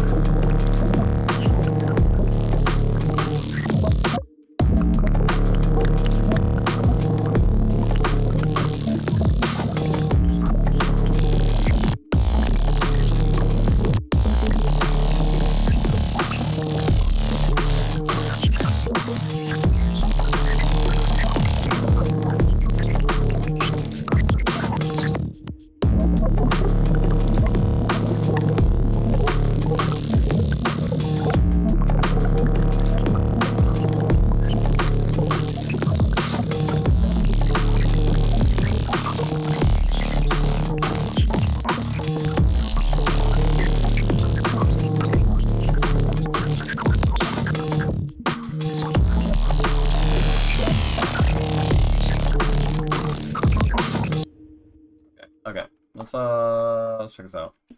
Also, let's put the fuck. Let's glue compress the drums.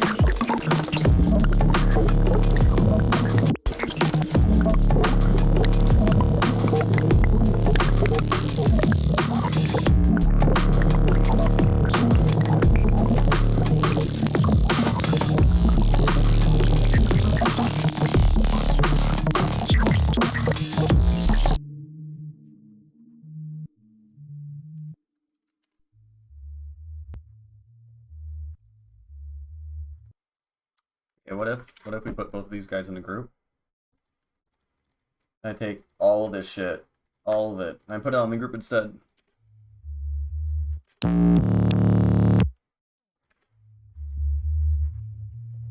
Except I was supposed to take all of this and also put that before this part of the group, right? Okay, that's what that sounds like.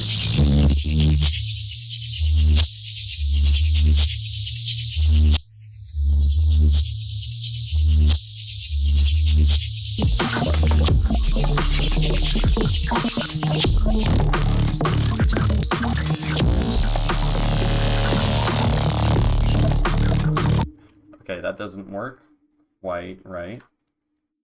Let's put this all here. I want to like store the fuck out of this and layer it. I guess we can just grab some saturators. Oh, we can grab that dynamic tube thing. Yeah.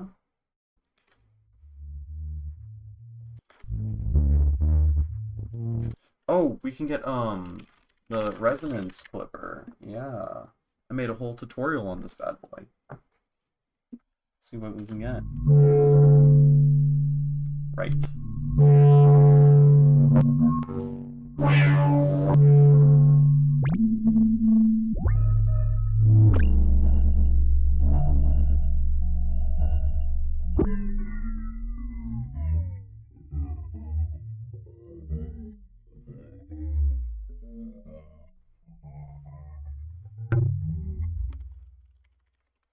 Flatline it beforehand. Yeah.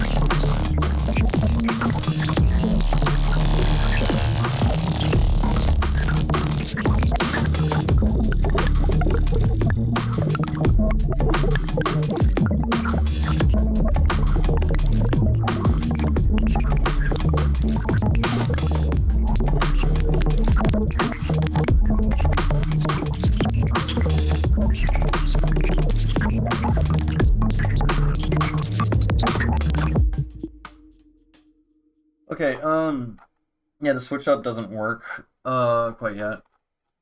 I guess I need a breakdown. Right? I probably need a breakdown.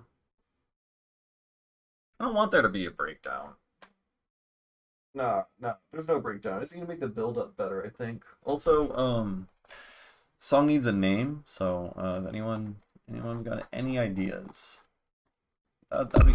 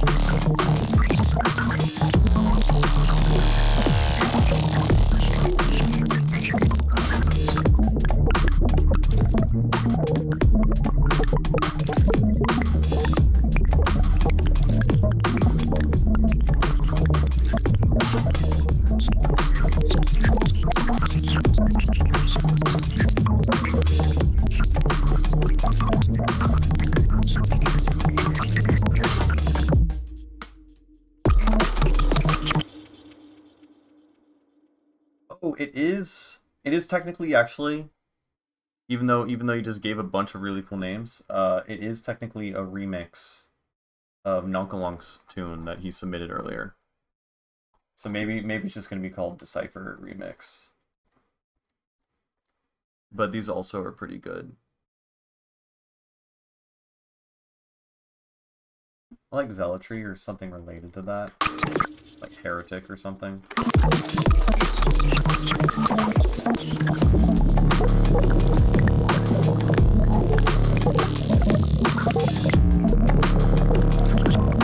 Oh, we can make this better. We can make this better. It needs to widen up. Wait. Let's put the resonance clipper on this guy. Yeah?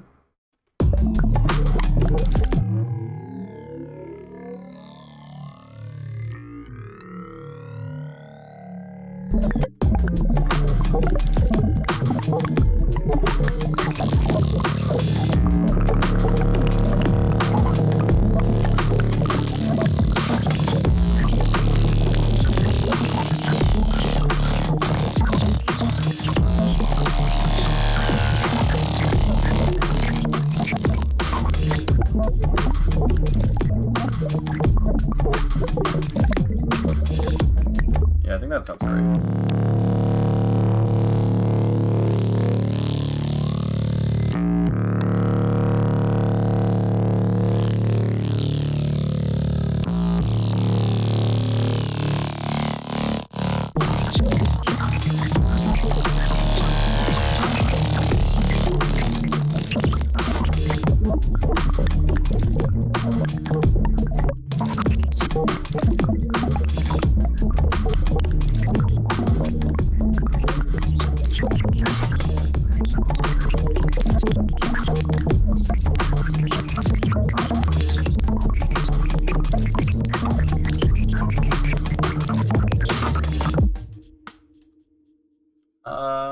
Okay, I'm kind of getting tired of this. All right, let's save this. When I use, I never use it. Not because it's bad or anything. It's just I just kind of forget about it, and it's just not part of my workflow. Every once in a while, I'll use it if I'm like really struggling or like really exploring, trying to make like a sign compression base fuzzy thing. Then I'll like experiment with it at like low amounts, but like I don't know, I've yet to like really get great results out of it that makes me want to come back to using it. Okay, 2406. Like oh shit, 06. 18. I guess The Cypher remix. Yeah, even though, yeah.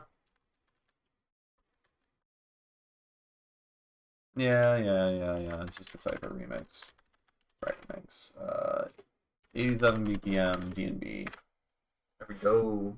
It's important to name your tracks shit that will, you know, make you remember what it is. I'll be like, oh, this is that remix, and it's drum and bass. I know what song that is, you know?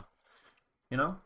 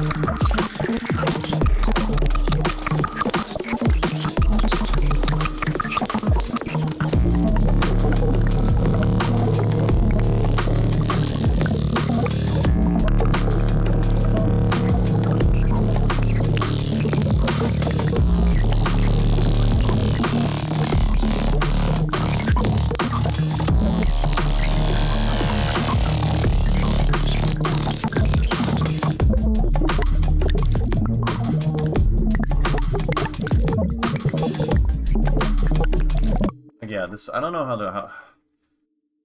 I don't know how I'm gonna go about the switch up. I do not at all.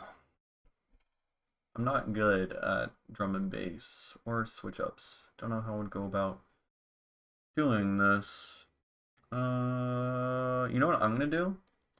I'm gonna eat a snack.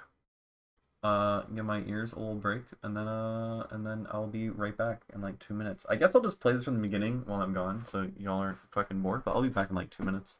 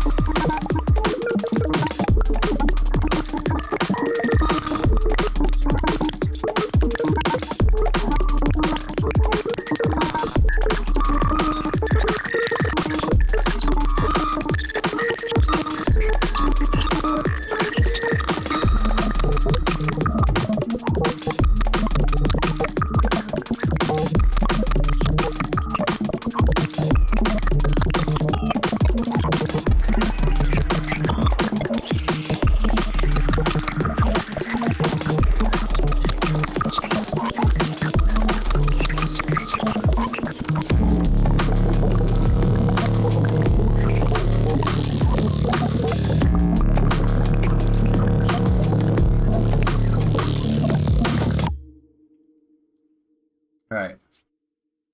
Okay. We are gonna try to build fucking like a build up to make this thing kind of work, right? I guess this could be one of those like times where you do the boring ass like doubling drums thing, you know?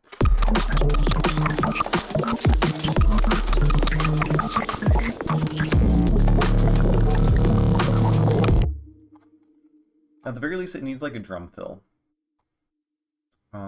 Also, the organization of this project already sucks. This guy.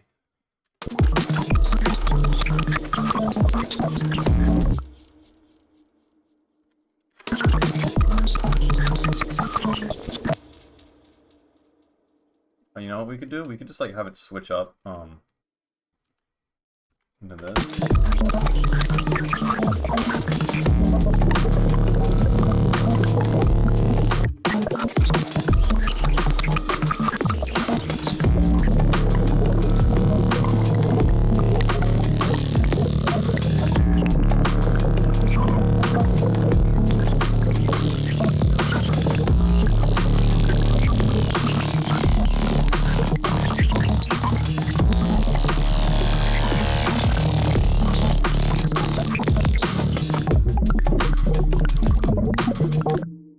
Yeah, all of this is weird. I think the length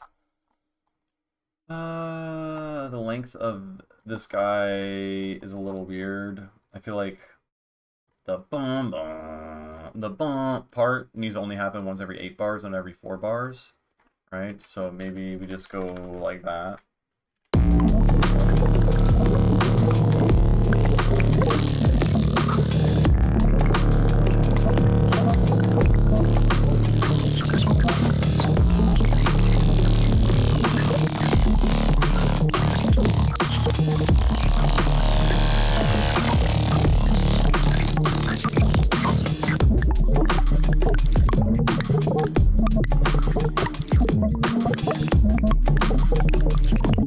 I think that works better.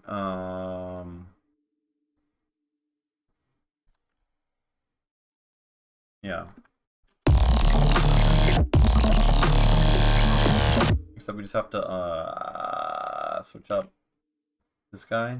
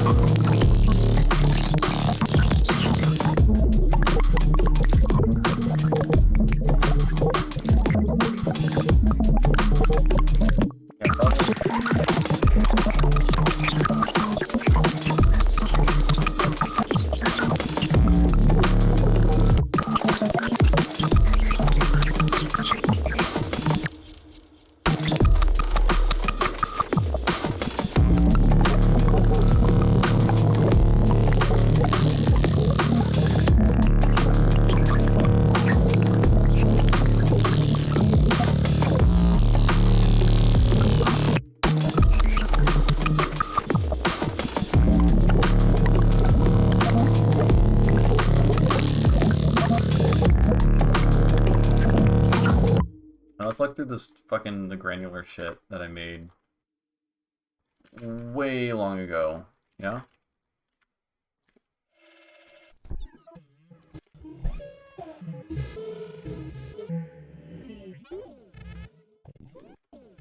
I feel like that might have potential to do something cool. Maybe.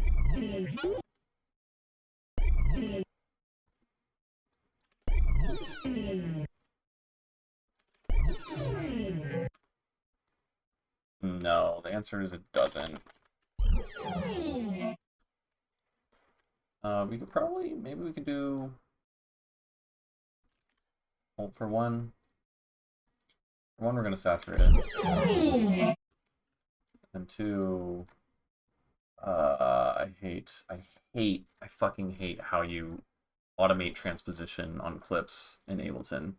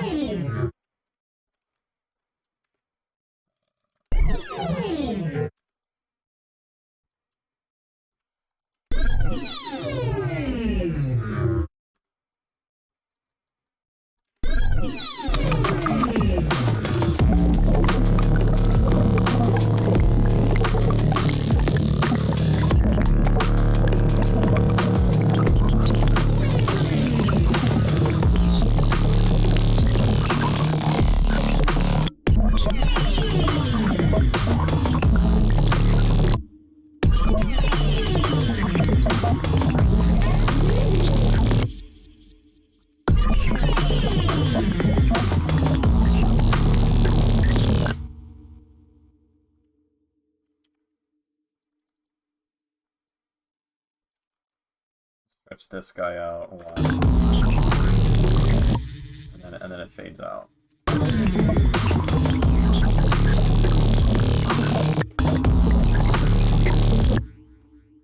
Except it gets weirdly panned at the very end, right?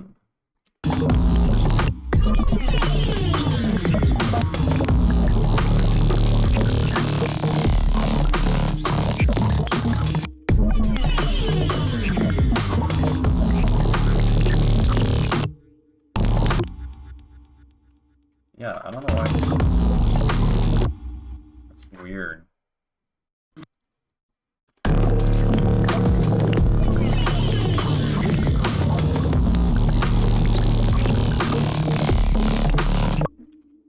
So now I can hear the glitching, which I don't like that. Oh, it's a mess. It's a mess.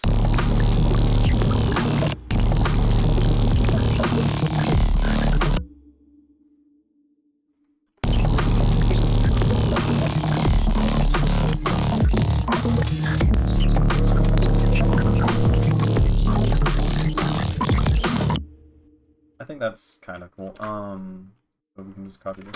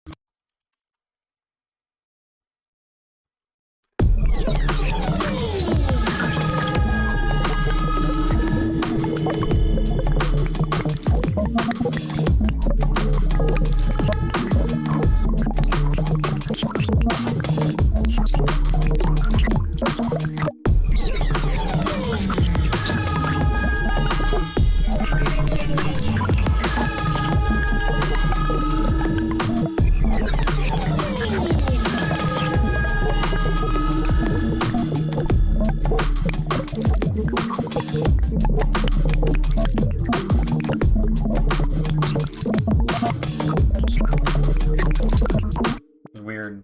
It's all really weird. Maybe we got some other cool sounds? Oh, that guy. For sure. No, I'm kidding. That guy sucks. What else we got?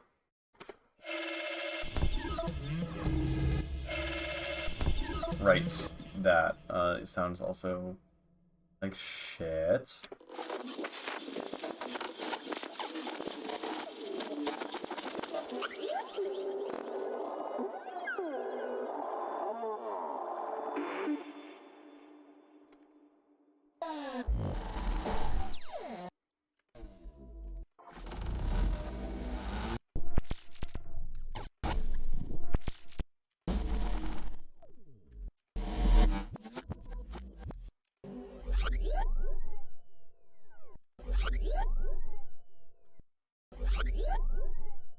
It's such a cool sound.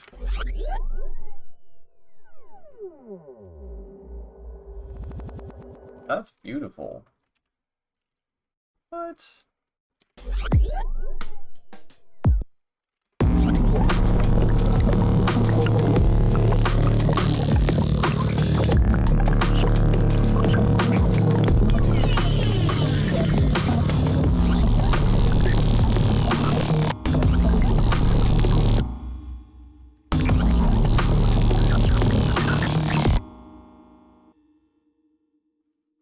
I dig it. A nice little extra kind of charge up mechanical impact fucking thing, you know what I'm saying?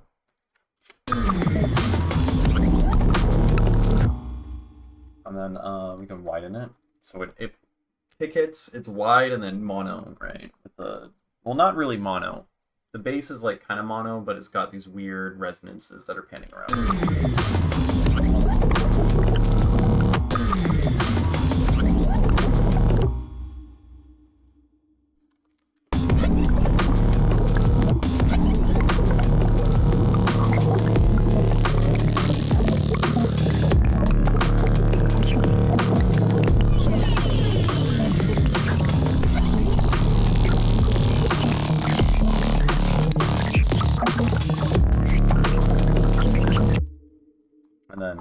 This little transition thing over here isn't up to par yet, because I do that, which is weird.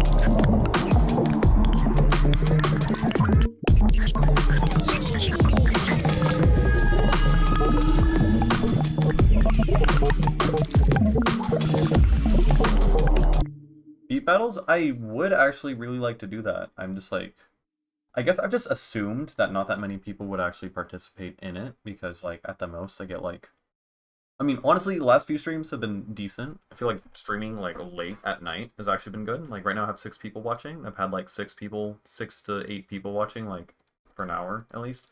Normally it's like 3 or something, and like what's the point of a beat battle if 3 people are watching? But I suppose if I like actually plan it and announce it ahead of time on my Discord, more people would actually participate. I'm just assuming that no one would. But beat battles would be pretty cool. Yeah. I think it's a huge part, a huge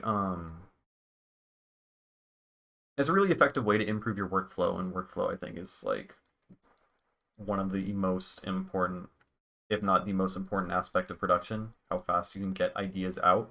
Because if you can make a song fast, then you can improve fast. Everything's done faster. So it's not just about the output that you can do, but it's about how much you can learn and retain, which is like exponential, builds onto itself. And doing timed beat challenges, like by yourself, you're probably not going to be motivated enough to set a timer and then make a beat 30 minutes and then go on, but doing it as a community and then also getting feedback on everything is also huge. So yeah, no, that'd be cool. I'll make a post in the Discord, I think. I'll try to do that tomorrow and gauge like how many people would be interested. Now it's a question of would we, yeah, I'd probably do it on stream, right? I think that's typically how it's done. I feel like some beat battles are done where like the prompt is given to you on Discord and then you have like a couple days or something to make it. And then there's also, it's done on stream and then everyone has like an hour. I think that's probably the better way. So I'd probably, yeah, I'm super down to do that. I'll think more about that. All right, let's so this song, kind of weird. The low end, oh man, I really love how the super fucked up glitchy thing sounds when it's not filtered at all in the low end. So if I get rid of all this shit,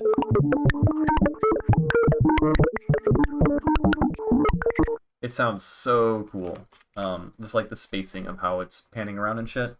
But when you actually have, you know, like monoing all the low end and shit like that,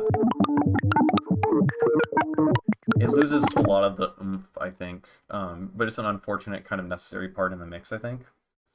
Yeah, I can't be having fucking.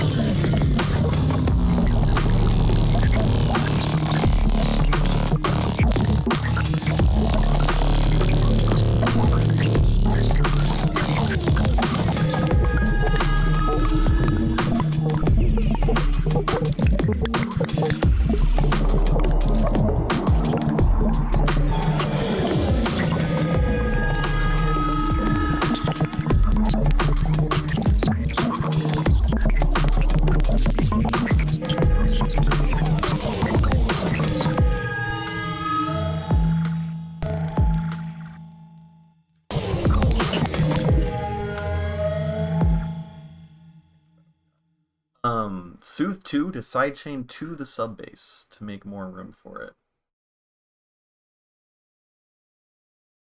Okay, well, actually, now that I think, okay, I don't know what the, I've never sidechained with Soothe before, gonna be honest, but now that I think about it, the sub bass pattern is actually pretty simple.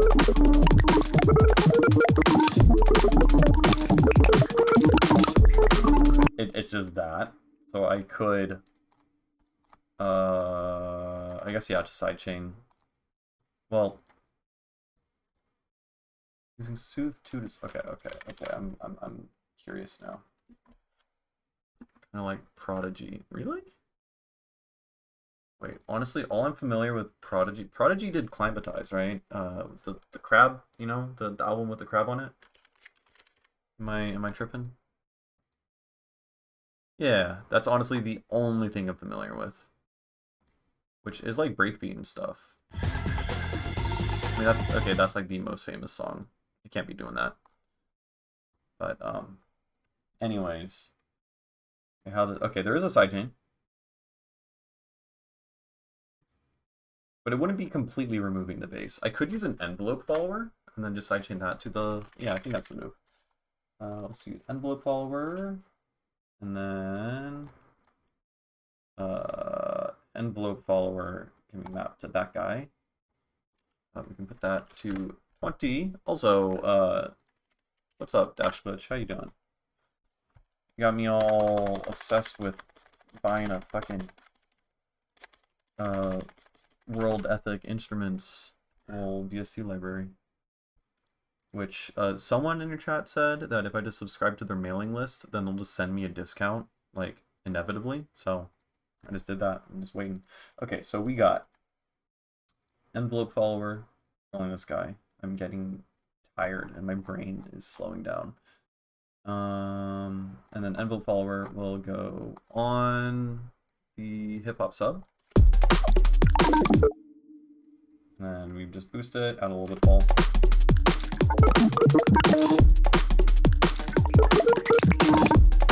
Except I fucked up how this is supposed to work. Hip hop sub. Okay, this goes to 28 and is normally at 0.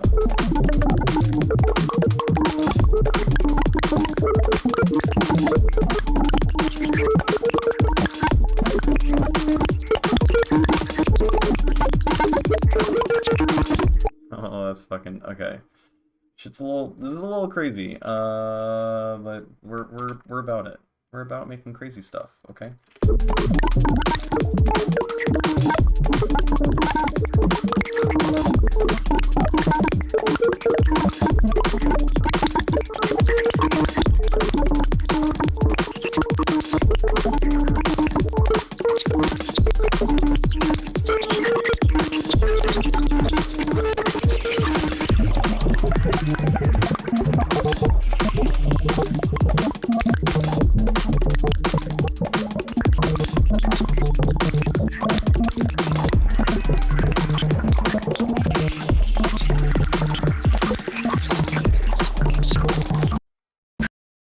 Fuck.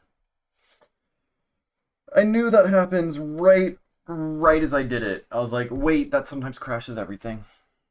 Oh. Yeah, I need to submit a report to the guy who made that Max device. Might be easier with a stock channel EQ if you're going with the follower approach. I mean, it both does the same thing, right? I mean, one's multi-band, and then the other one, I guess it introduces some, like, phase issues or something.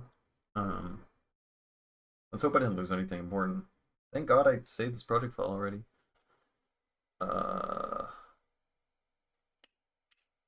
Yeah, that's a fucking bummer about the sidechain thing.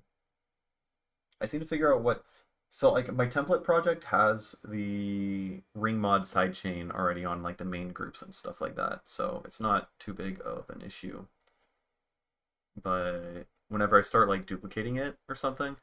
Yeah, no, my Ableton in specific, I think, is getting more and more borked, but it's like certain Max for Live devices really fuck with everything, and this is unfortunately like a massive part of my workflow. I'm also running on 11, which... Something get corrupted again? Are you kidding me? I have no idea what that was. Okay.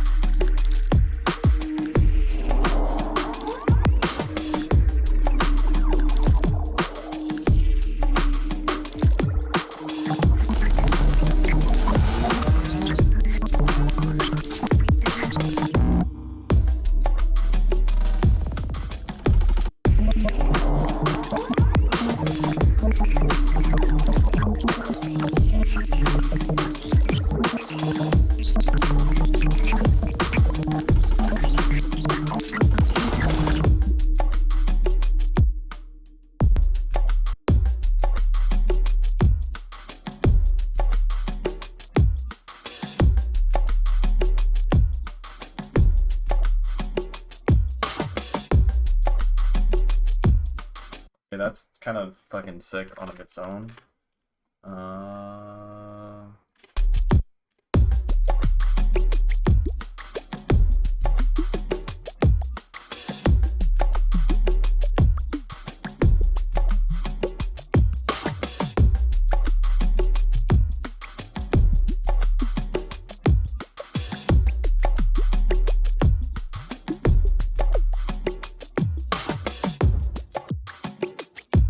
Yep, that fucking bangs actually.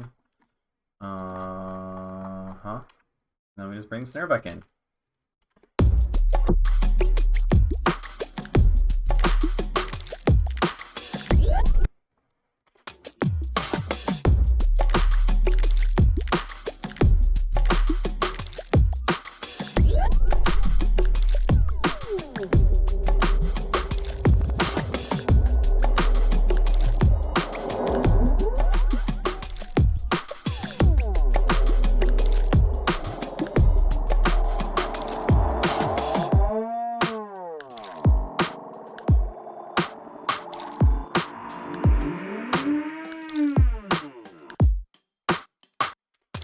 Yeah, I wish I fucking rendered and saved the tabla that I was playing in the last song.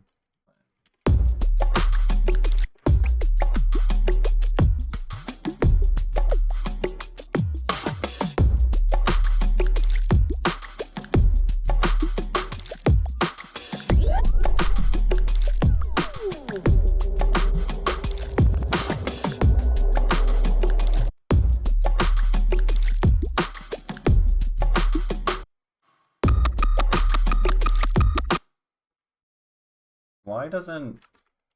That's kind of weird. I expected all the automation to copy.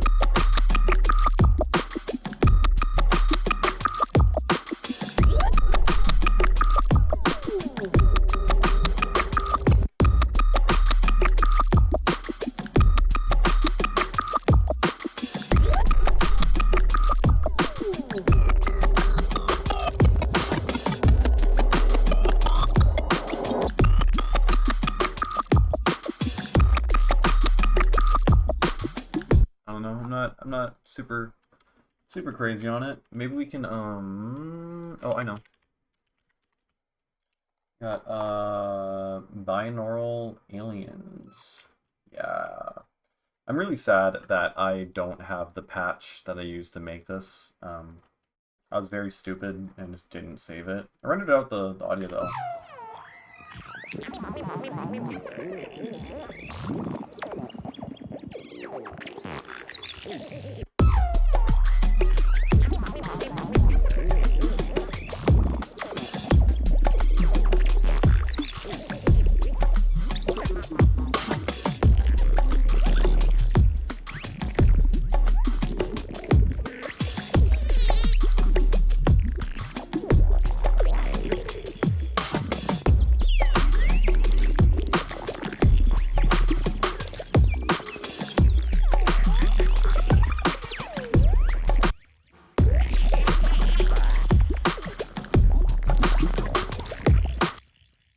What was the bad idea? The little punk thing.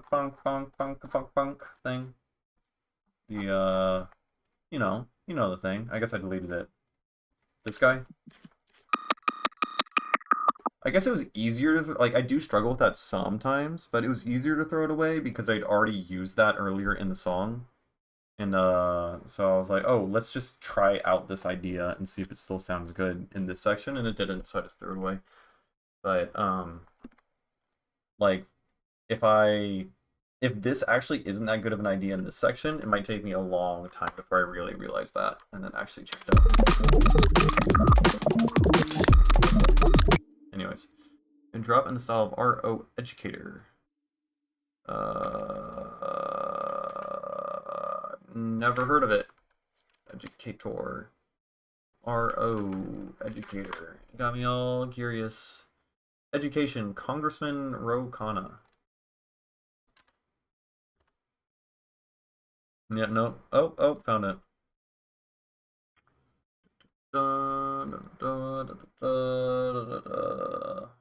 Into music.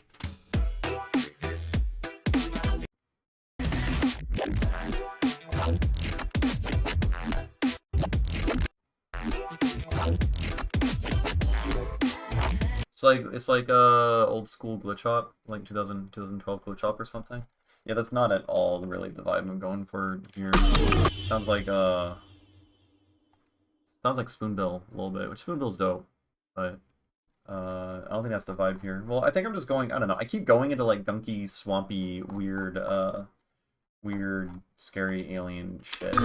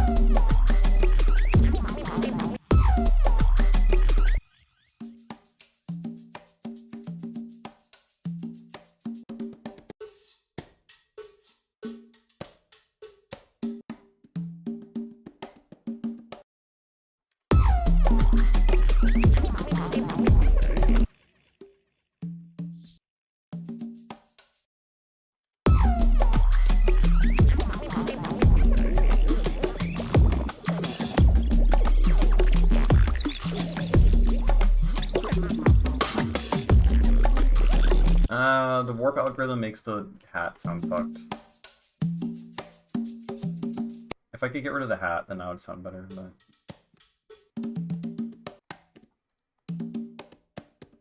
There we go.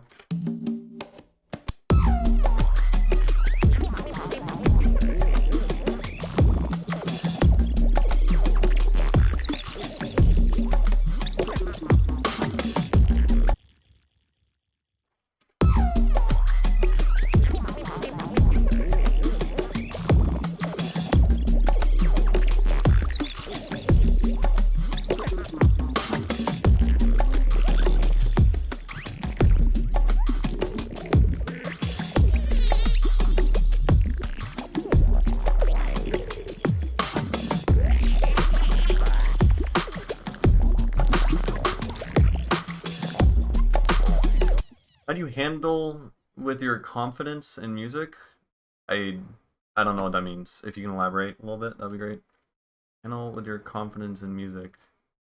Like like anxiety and stuff like that? Like artistic anxiety or like confidence in your artwork and stuff like that? Because that's like a very I don't know. I mean, it's definitely an issue. I think everyone struggles with that. Uh it varies. Usually I'm like feeling pretty good about it. Um, but you know, sometimes I'll just get like massively depressed for like almost no reason whatsoever, and think that like my music is shit and that like I have such a long way to go or whatever. Like that happened to me somewhat recently, like a couple months ago. I don't even know what caused it. I was just listening to really good music and then like usually that inspires me, but then in this case it just made me feel like a fraud or whatever. And I realized that I have so many gaps in my knowledge, but I decided to use that as a learning moment and instead of like spiraling and being depressed, I recognized and sat in and observed the depression and wondered like why it is that I'm feeling that way and what ways I can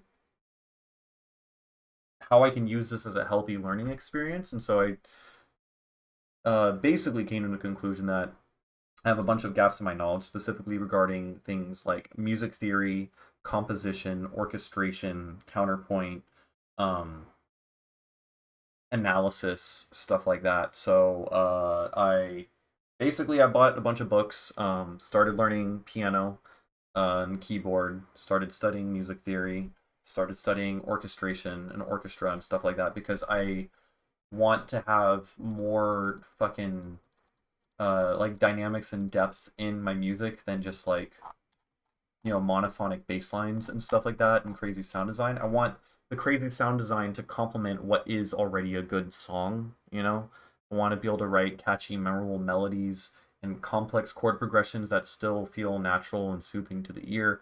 I want I don't know, I have all these wants and desires, and I recognize like shit, I'm only really good at just randomly generating sounds and praying that I get something good and then slapping it into a thing. And I wanted to have a little bit more deliberate thought and shit in there. So I took that as like a learning moment, I suppose, to try to like upgrade and increase my knowledge. And I've done that a bit. I'm still like very much a beginner in terms of like music theory and stuff like that. But now I'm able to like write chord progressions in like non-diatonic keys. I'm not just filling in all the white notes between A and A, the octave above it, and then transposing that to be in a minor key. Now I actually understand how that shit is composed and stuff like that. Give yourself some extra challenges is a good one. Yeah, I think it's a really good idea to examine and understand where all of your gaps are and like your strengths and weaknesses and stuff like that. So, I can't think of the right word for it, but like it's often used in like video games to understand statistics and stuff like that. So there'd be like it's like a star shaped thing, and like each different like category, like the star kind of grows in that way. And so if you're like lacking in one way, then like I don't know, it gets weak. Basically, uh you are as strong as the weakest link, right? If your sound design is amazing, really crazy, complex, intricate sound design, but you can't write a melody to save your life, like you're never gonna make a song that really resounds with people and like, gives them a feeling or an emotion, it's just complex sound design. The song is like the composed of all of its parts. So like I think sound design is obviously an aspect if you're making electronic music. Um, like mixing, having a polished mix I think is really important. There's this great amazing artist that I discovered recently, and his sound design is incredible, his songwriting is incredible, but there's like obvious mixing errors throughout the entire thing. Oh, that's a bummer. Yep, hate that. Let's fucking fix that. There is obvious like mixing errors and shit throughout the song, like clipping or just like I don't know, overwhelming stuff or like clicks or something like that in weird spots. And it like ruined the music for me. Like I was like, fuck, I can't really listen to that. Um and I think it's important to strive not just to like have passable mixes where people don't complain, but to have beautiful mixes. So like I was listening, I remember when I discovered Easy Jack, uh, his fucking hybrid cluster EP. The mixing is so fucking good in this EP. It's like a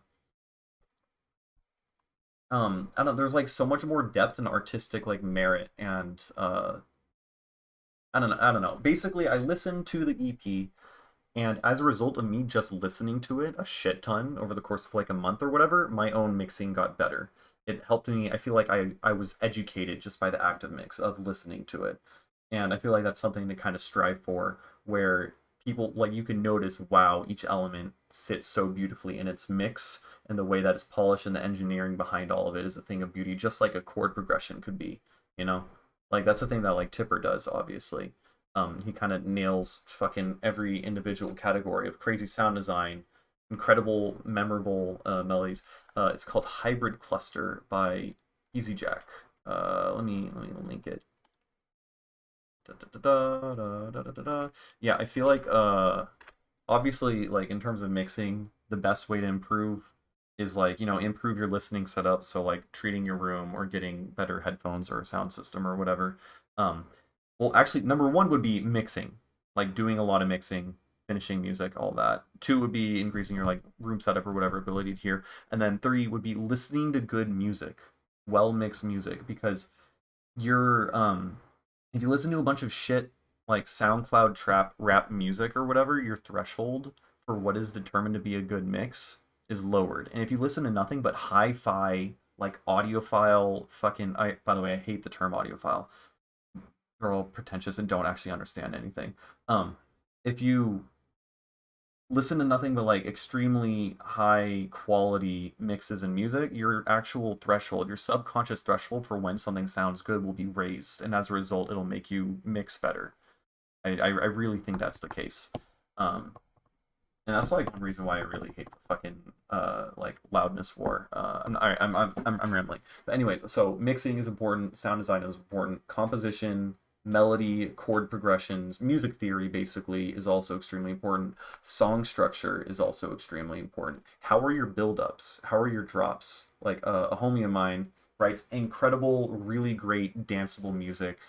Fucking it moves you. It sounds great, really creative stuff, but his build-ups are just fucking stacking kicks and doubling kicks over and over again, and they're boring. A song is like composed of all of its parts. You don't want to have a 10 out of 10 drop and a fucking 4 out of 10 build up, because that's going to make the drop not actually a 10 out of 10, because the drop is good if the build up is good. They're dependent on each other. You need to put effort into all of it. How are your intros and build ups and drops and breakdowns, and does it flow cohesively? So like I would say that like on my recent EP, some of the like big quote unquote mistakes that I feel like I made in terms of I don't know, things that I would like to change aren't necessarily um aren't necessarily like severe mixing issues. While there is a couple, it would be like, how did I structure things? Does this drop like actually pay off relative to the build up? Should I go into a double time drop here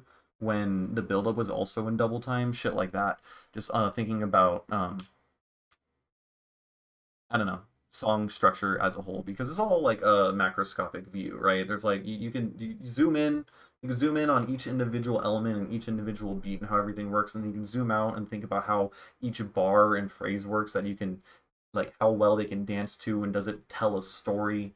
Is there something happening that you can follow?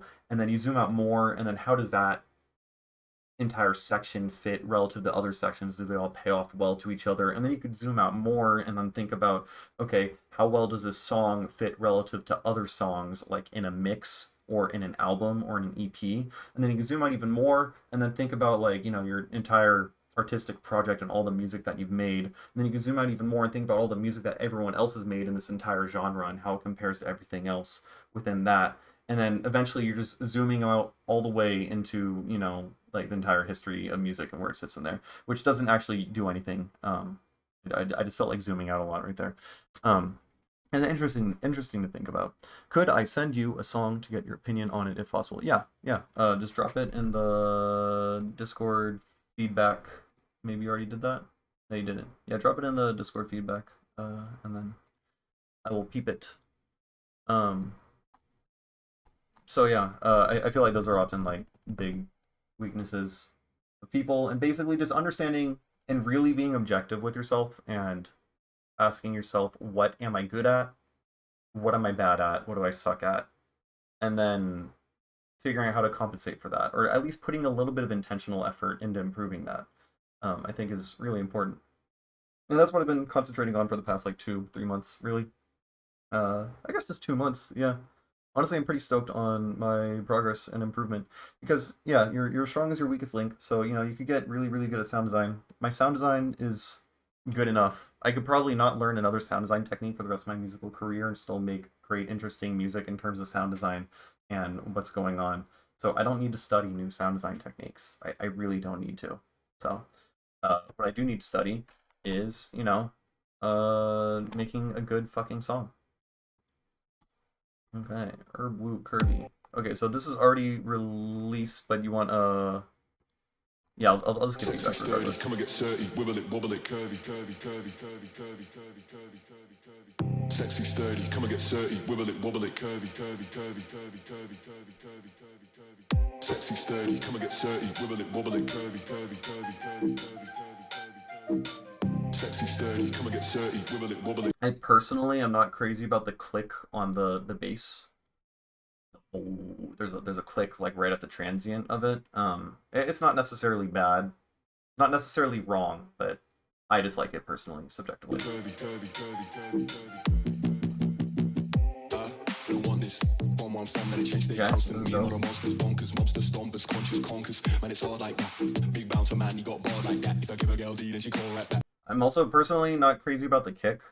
I feel like you could use a better sample. It feels like, I don't know, it doesn't have any like oomph or like any subtail really. It feels kind of sterile, kind of hard to perfectly describe, but this section's dope. Too easy. I come and they leave me. I'm the boy that they see on the TV. If it's me on the cake, they would eat me. Now they want a slice for the appetite. Yeah, honeys, they be where the bees be. Don't give the ring to them goddamn guys. My precious, they wanna believe me. Honeys, they be where the bees be. Don't give the ring to them goddamn guys. Slice for the appetite. Yeah, honeys, they be where the bees be. Don't give the ring to them goddamn guys. My precious, they wanna believe me. Sexy sturdy, come and get dirty. Wibble it, wobble it, curvy, curvy, curvy, curvy, curvy, curvy, curvy. Sexy sturdy, come and get dirty. Wibble it, wobble it, curvy, curvy, curvy, curvy, curvy. Something I might consider. I'm personally not super crazy. It might be a OTT click or something, or just like the envelope just has like a really, really short attack and just can be increased a little bit. Unless you're talking about an OTT click on a different part. Personally, I don't like ping pong delay if I can hear that it's ping pong delay, you know? So like, is they say curvy and then it pans right to the left and then pans right to the right and then bounces back and forth. I feel like you can make it more interesting if, for instance, you have the width on the ping pong delay open up over time. So, the delay starts from the center and then it spreads out. And by the time it's spread out, you don't hear it leaning on one side, Because it's mostly about things leaning that I'm like kind of anal about. Or if you do use a lot of ping pong delay, you could try swapping it, add like a utility and swap the left and right side. That's something I like to experiment with a lot. So that, at some points it's a ping pong delay that leans to the left, and then at the next phrase it leans to the right, and that way the stereo image balances out a little bit. Sexy sturdy, come and get dirty. Wibble it, wobble it, curvy, curvy, curvy, curvy. Also, there's no, hold on. Sexy sturdy, come and get dirty. Wibble it, wobble it, curvy, curvy, curvy, curvy. Big dreams and we clean that shift mean green sip lean and the ops don't know. Yeah, there's also not really any sub bass in the song. I think it'd totally benefit from having just like a nice booming like 808 sub, like 44 hertz, 50 hertz or whatever. Something matched to the key of the song. I think that could improve it a lot, because it feels kind of floaty or whatever. Feel my team with a big dream and a mean man never go pro. See man up in the trap, but I know how to react. Po, no one ever so cold. Come run up in the back, get a back. You don't know I was doing it then and I'm doing it now, and I come on announced and I'm breaking it down. Doing a show and I'm shutting it down and I'm making a piece. I like when you went bop bop bop and then it layered with the thing. And I'm mushing it out. Everyone's bossing until they get watching. Look how you gon' clash me and sleep on the couch. Making a profit, I get it, I'm mocking, she toss it in. Sexy sturdy, come and get dirty. Wibble it, wobble it, curvy, curvy, curvy, curvy, curvy, curvy. Sexy. Oh yeah, I hear the OTT click. Yeah. Yeah, there are some clicks going on about mostly it's the little click thing, really subjective nitpicks about stereo imaging. Yeah, it is about dynamic. It's about how do you contrast between mono and stereo? How do you evolve between it? Automating width is like a really big and important thing. And also balancing the stereo image. There's a reason why we don't have snares panned. And if you pan snares, then you're a psycho. Yeah, it's probably Alien is probably, I'm assuming you don't have like a subwoofer or like maybe strong headphones or something, which is like that's a really common like missing it's a common blind spot. So like I don't know, if you like listen to it in your car or something and then compare it to another song, might be more obvious. It's also I don't know. I mean, the mix sounds pretty fucking solid, honestly, aside from what I just said. I'm also like pretty fucking tired and sleep deprived, and my hearing is definitely not great right now, but... Sturdy, come and get sturdy, wibble it, curvy, curvy, curvy, curvy, curvy. Sexy sturdy, come and get sturdy, wibble it, curvy, curvy, curvy. Sexy sturdy, come and get sturdy, wibble it, curvy, curvy, curvy, curvy, curvy. Okay, yeah, add sub bass. Make the sub bass maybe do something different, like the first minute, or like the first 30 seconds there's none, and then it comes in, and then it's doing something, and then for like 30 seconds to a minute, and then after 30 seconds go by, or after whatever, there's intro, sub bass comes in, and then you change the sub bass pattern, maybe make it pitch bend, add some like interesting movement or something for like the next section. Just like a teeny little change. Doesn't have to be anything big, but it keeps it a little bit more dynamic and interesting. And then I think you should change out the kick sample, and watch out for clicks, stereo imaging, nitpicky stuff. That's about it. Yeah, it's a good song. It sounds pretty good. Yeah, I mean, I'm listening on headphones right now. Yeah. Yeah. Okay, let's see what this... Actually, I'm gonna drink some fucking water real quick. I'll be back in like 30 seconds.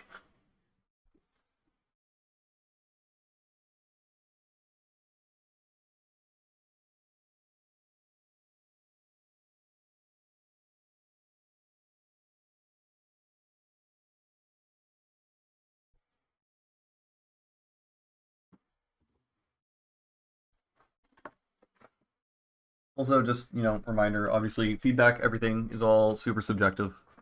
So just like whenever someone gives advice, just consider if they're correct, don't assume everything I say must always be correct, or for anyone else for that matter. So if you really like the kick, then like fuck my opinion, So yeah, okay, let's what do we have?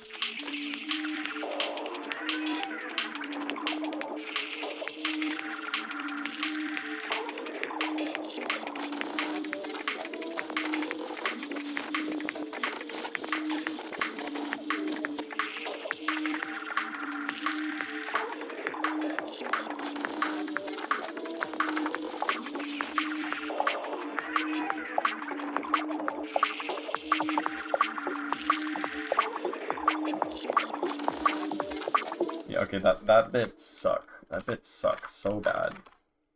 Just put this here and reverse it. Maybe sound better.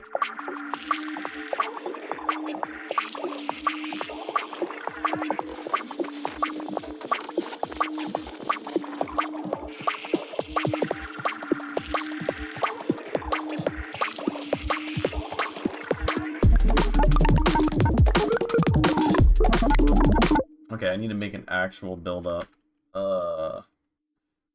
Oh man, I was just talking about how you need to make good build-ups, and now here I am with no fucking build-up.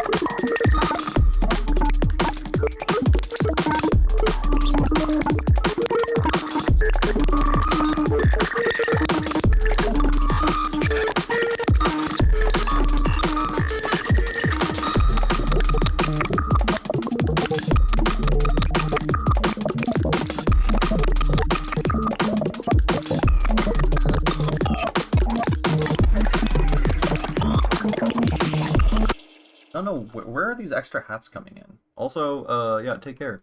Cyanide? Cyanide? I don't know, I give up. But, yeah, thanks for sticking around, commenting, and, all that jazz.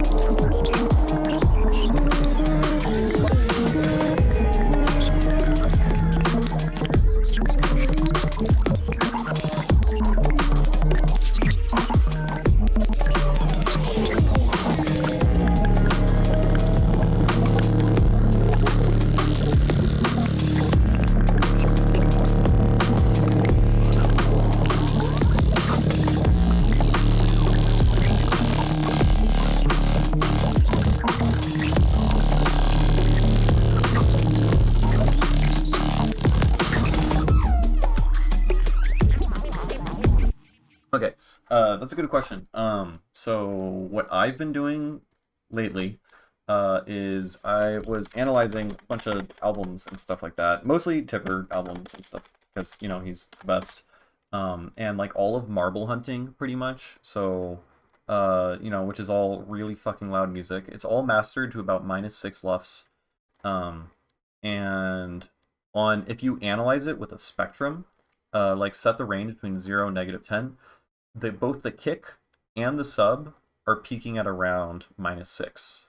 So essentially, that's just kind of what I go for. So I just have the sub, have the kick, I try to master to around -6, -7 LUFS, and I have it so that the sub peaks at maybe a little bit above -6. So I mean, right now, I don't know. So like, there's also a harmonic right here that's peaking too high. So is that from this?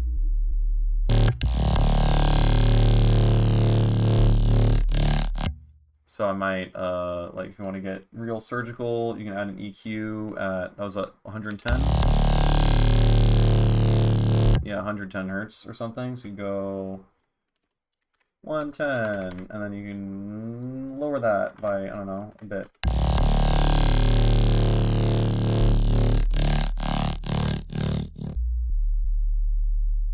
And then maybe a little bit louder.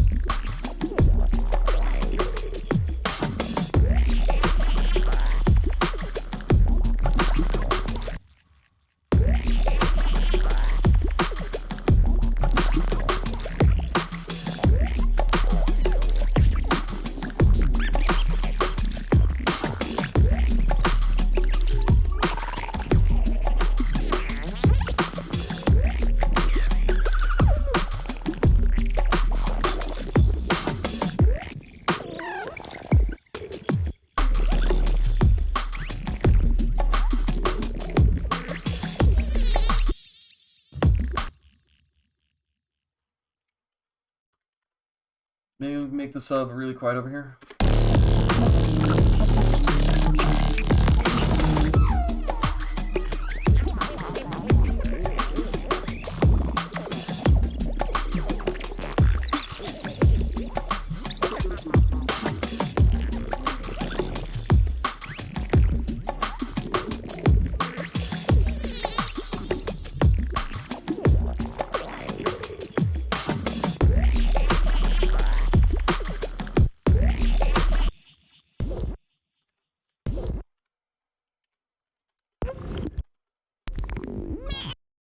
Oh.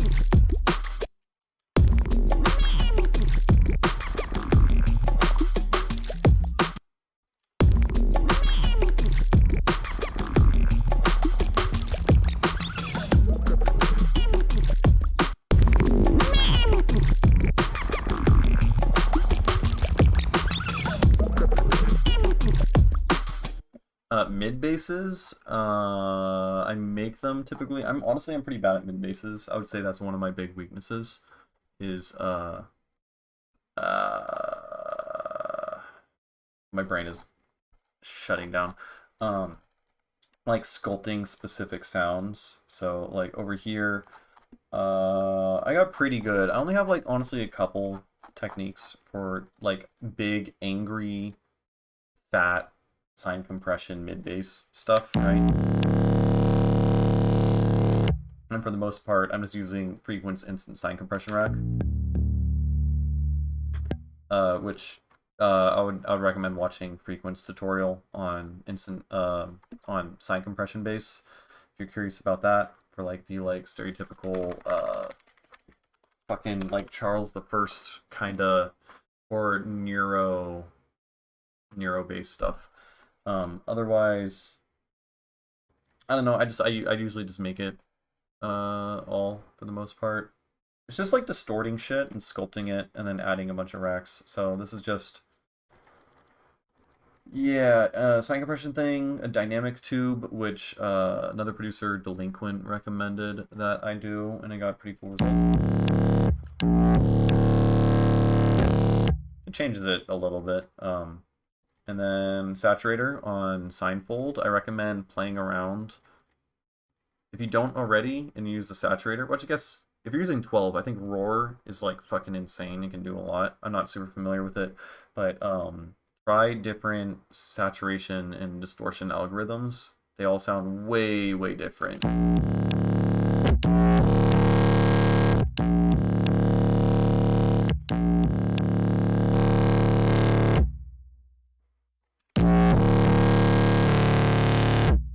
Right? They all sound totally different. You can get all sorts of different sounds out of them. You can put these in a series and have them on different warp mode, or not warp mode, and different compression algorithms. And so you're shaping it one step at a time.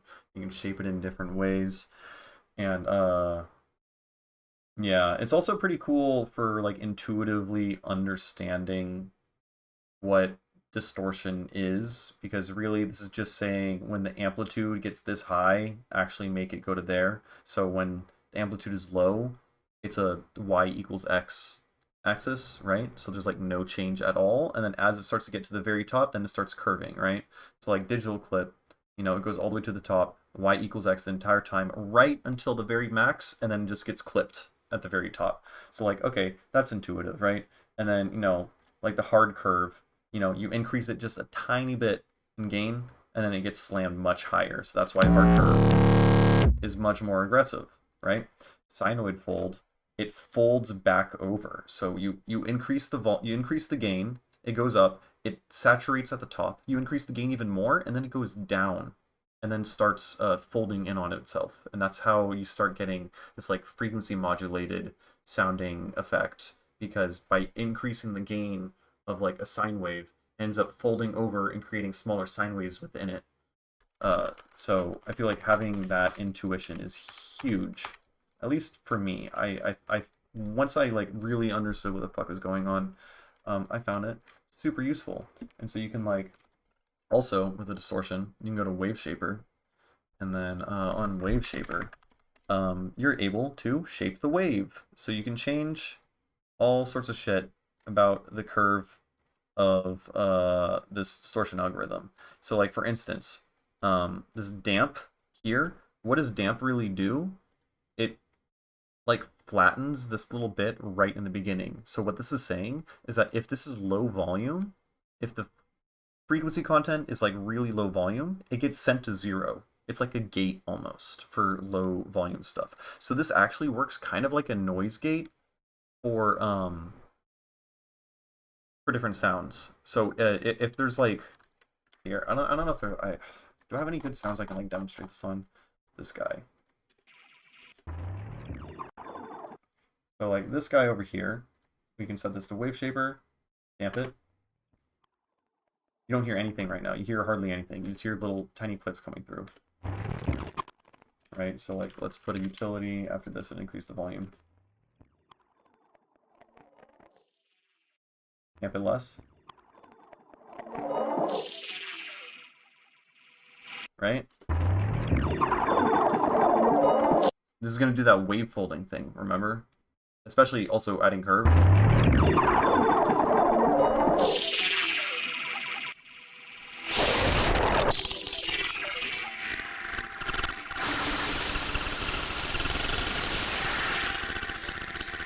Not exactly like the most pleasant sound, but once you have like an intuition for how it works, it's at least much more interesting trying to sculpt these sounds. And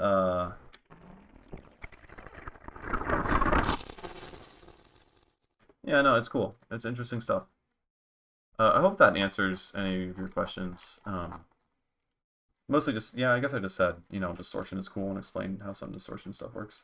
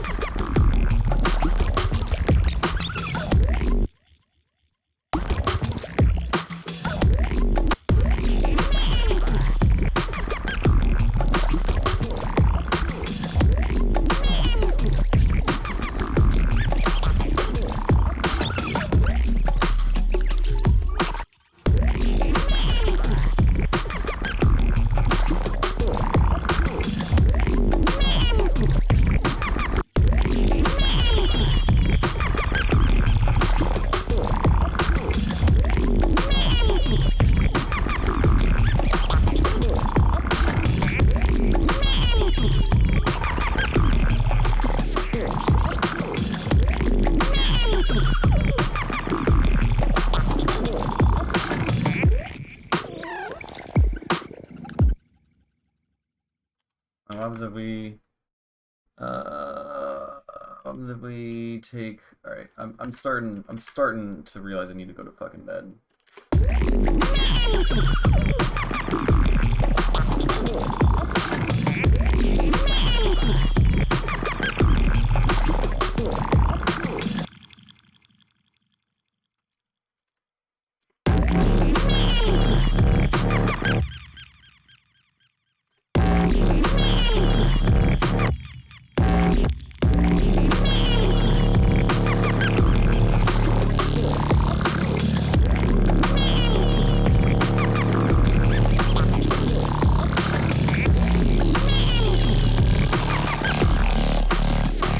Yeah, okay, I don't know about this section.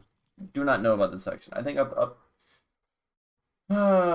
don't know. Okay, so let's analyze this for a second. I think the drum and bass section may possibly not even stay, honestly.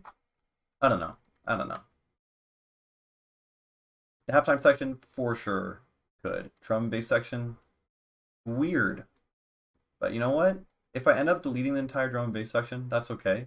Because it's what led me to create the halftime section. You know? It's all part of the process. We're sculpting, we're like throwing like a bajillion things into a pile and creating this giant mound of fucking sound and what is attempting to be a song. And then you sculpt it away. So you get something good, right?